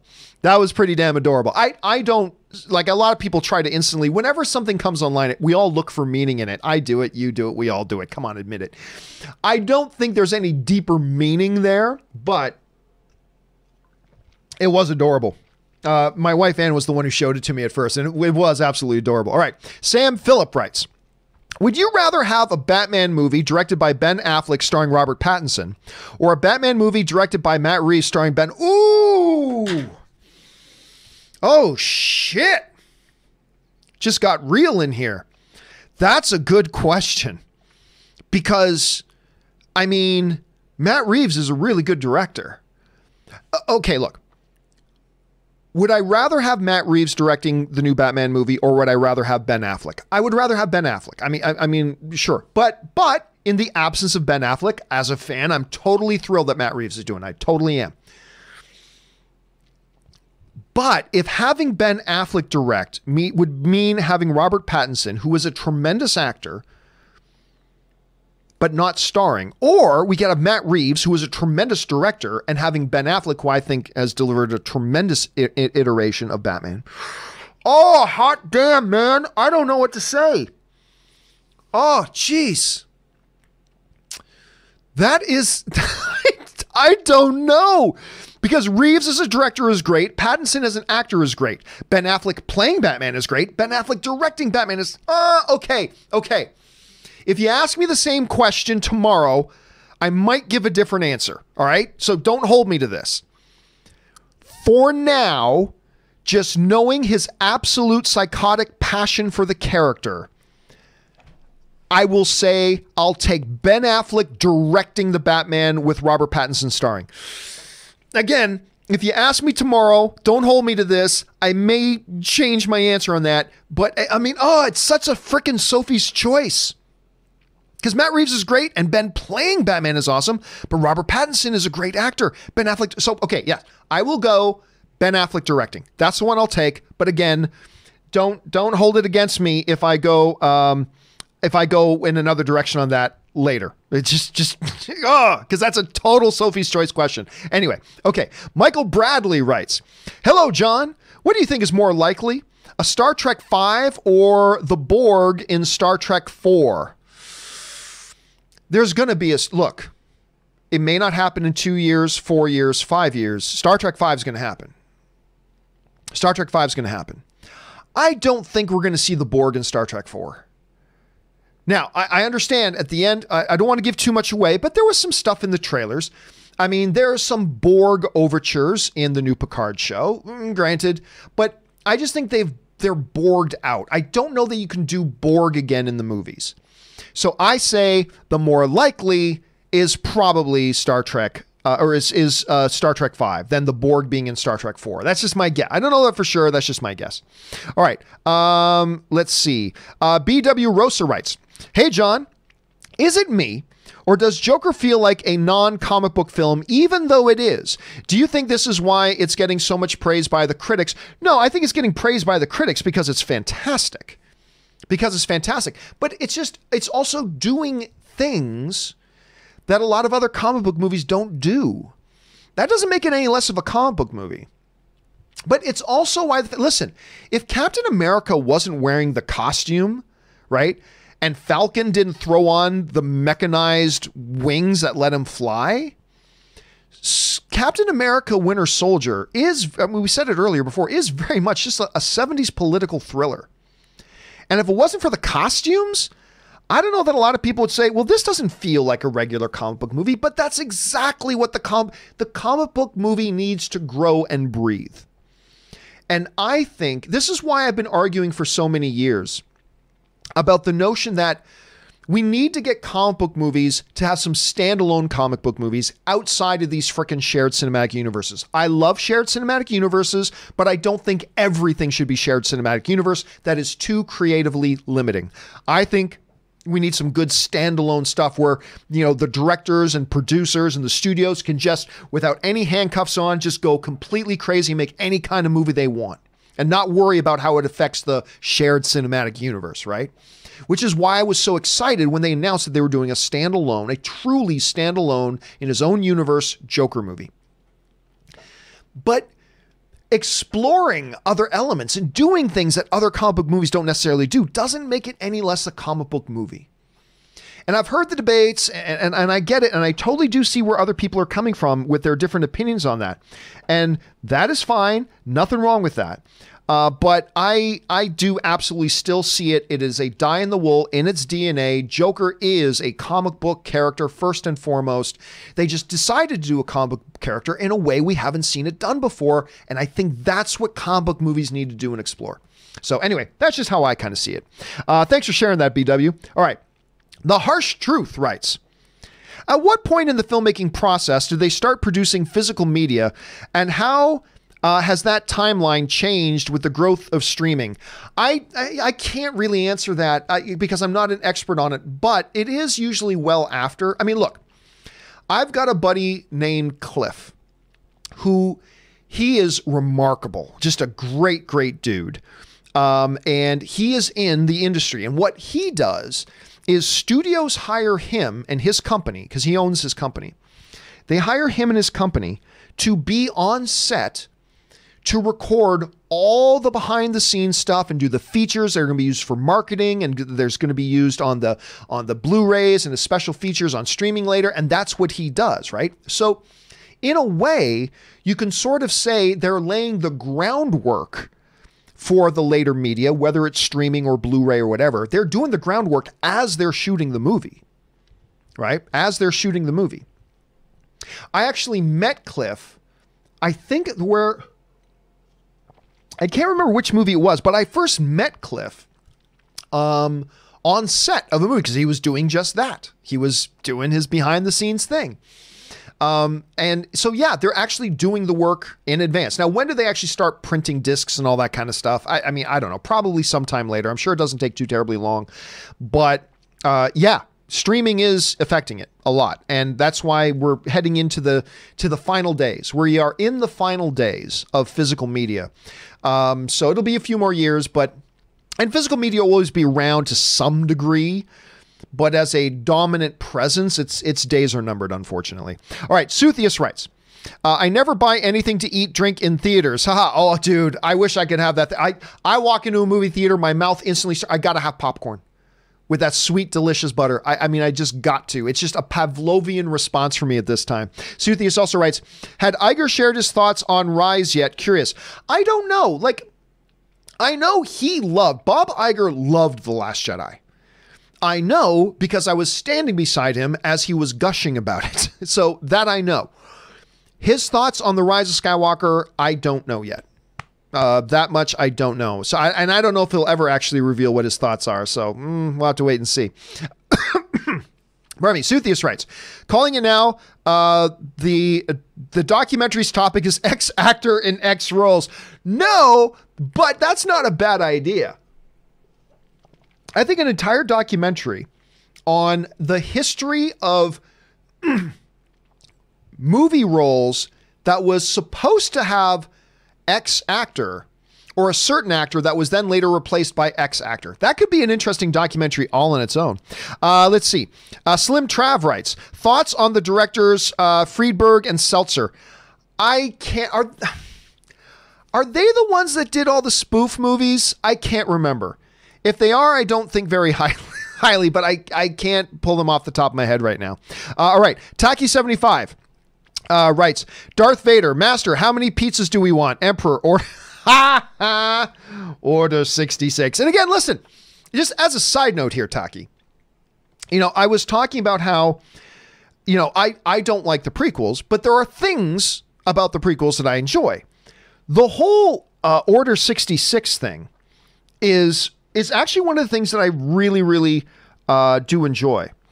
I really thought that was a nice little thing. So like pod race scenes, love. Yoda fighting with lightsabers, love. Duel of the Fates, love. I thought Order 66, I know that's what you weren't bringing up, but on a side note, I do like the Order 66 thing. That's just something that I like.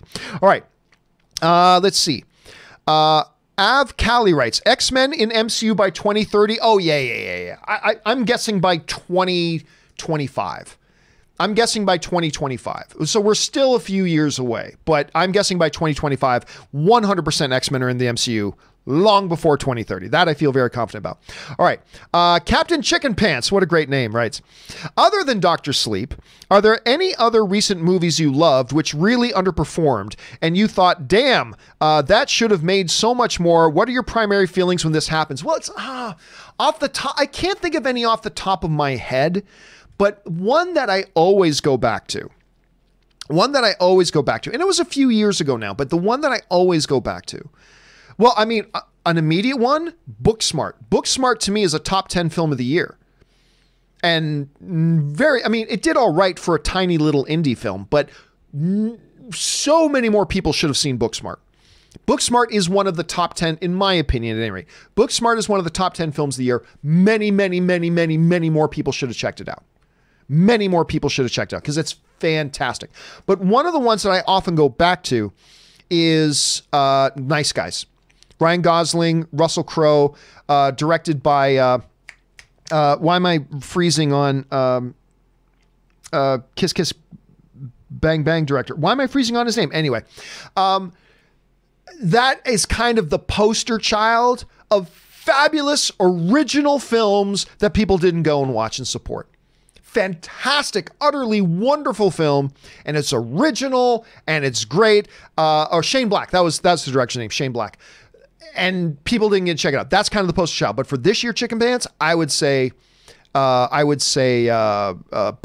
Booksmart's another one. A lot more people should have watched. Anyway, Kerman writes, Grace Randolph has been saying that Henry Cavill is difficult to work with. She's been right far too many times to ignore, but I haven't seen anything of that sort. Have you heard anything close to it through the grapevine? No, I have heard and I have personally spoken to, and listen, everybody talks to different people, so everybody hears different things. I have personally spoken with a number of people who have worked directly with Henry Cavill, and I have personally never heard anything but absolutely glowing things about the dude. The one thing I have heard, and I can relate with this because I am also socially awkward. I've heard he can be, he is a shyer guy, and I've heard he's a little bit socially awkward. And I can relate with that because I am too. But I'm not a little social. I'm fucking incredibly socially awkward. I'm just the worst.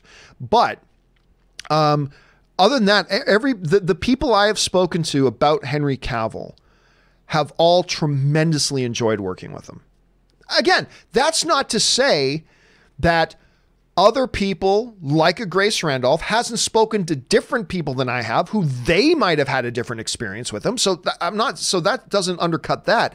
I can only tell you what my personal thing has been, which has been, and by the way, I've had a chance to sit down and chat with, now granted it's very superficial, but I've had a chance to sit down and chat with Henry Cavill a couple times, and I've always thought he was wonderful. But more importantly, the people who have worked with him that I've spoken to have all really enjoyed working with him.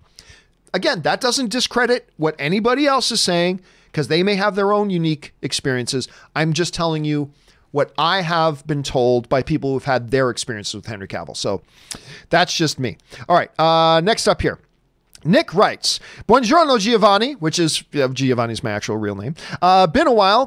Been dealing with a lot recently here in Australia. Obviously, dude, and all of our best thoughts to everything that you guys are dealing with over there, which is just horrendous stuff.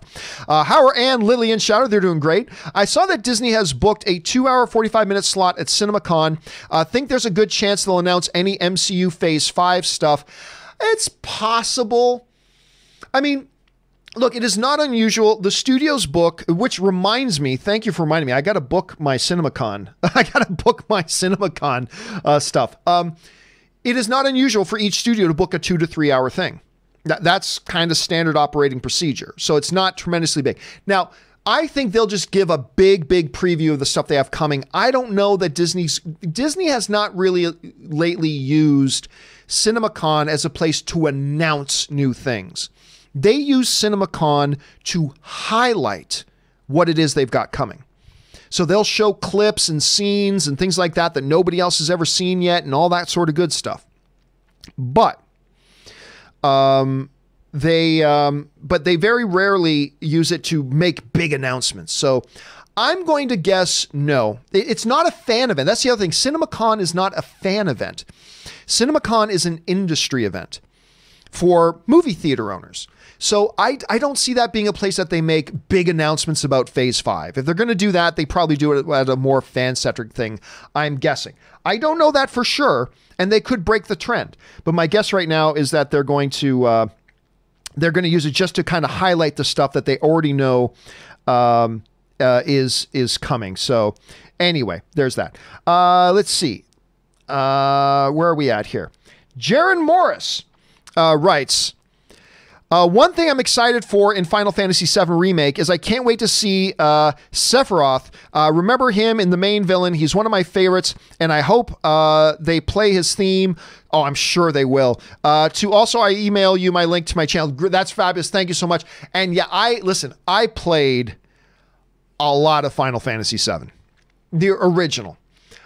Not as much as I played StarCraft. Certainly not as much as I played World of Warcraft. Probably not even as much as I used to when I was a kid playing X-Wing and TIE Fighter, but I did play a lot of Final Fantasy VII. That is one I'm going to have to check out when it comes. All right. Mike T54 writes, if you were funding a movie and you need a director, actors, and script, you can apply an A+, C, and F grades to each. Ooh, what combo in a vacuum makes the best movie? In my opinion, actor and director can beat a bad script. That's tough. It's tough. I'll say this. A director can salvage a bad script. It's hard, but a director can. An actor can't. An actor can't salvage a bad script. That's just it. An actor cannot salvage a bad script. I would say A+ director, C script. If I had to take something with an F, I would take an F actor, because an A+ director will get at least the best they can out of that actor, right? If you got an A+ director, a good director will be able to highlight whatever strengths the actor has and know how to hide the obvious weaknesses an actor has. That's what an A+ director can do. So that's how I would personally go forward with it. A+ director, a C+ or a C script, and sadly F actors, because I think there's a good script in the hands of a good director, or a decent script in the hands of a great director can at least hide their weaknesses and accentuate whatever strengths they do bring to the table. So there's something that can be salvaged there. You got a bad director, there's no salvaging it.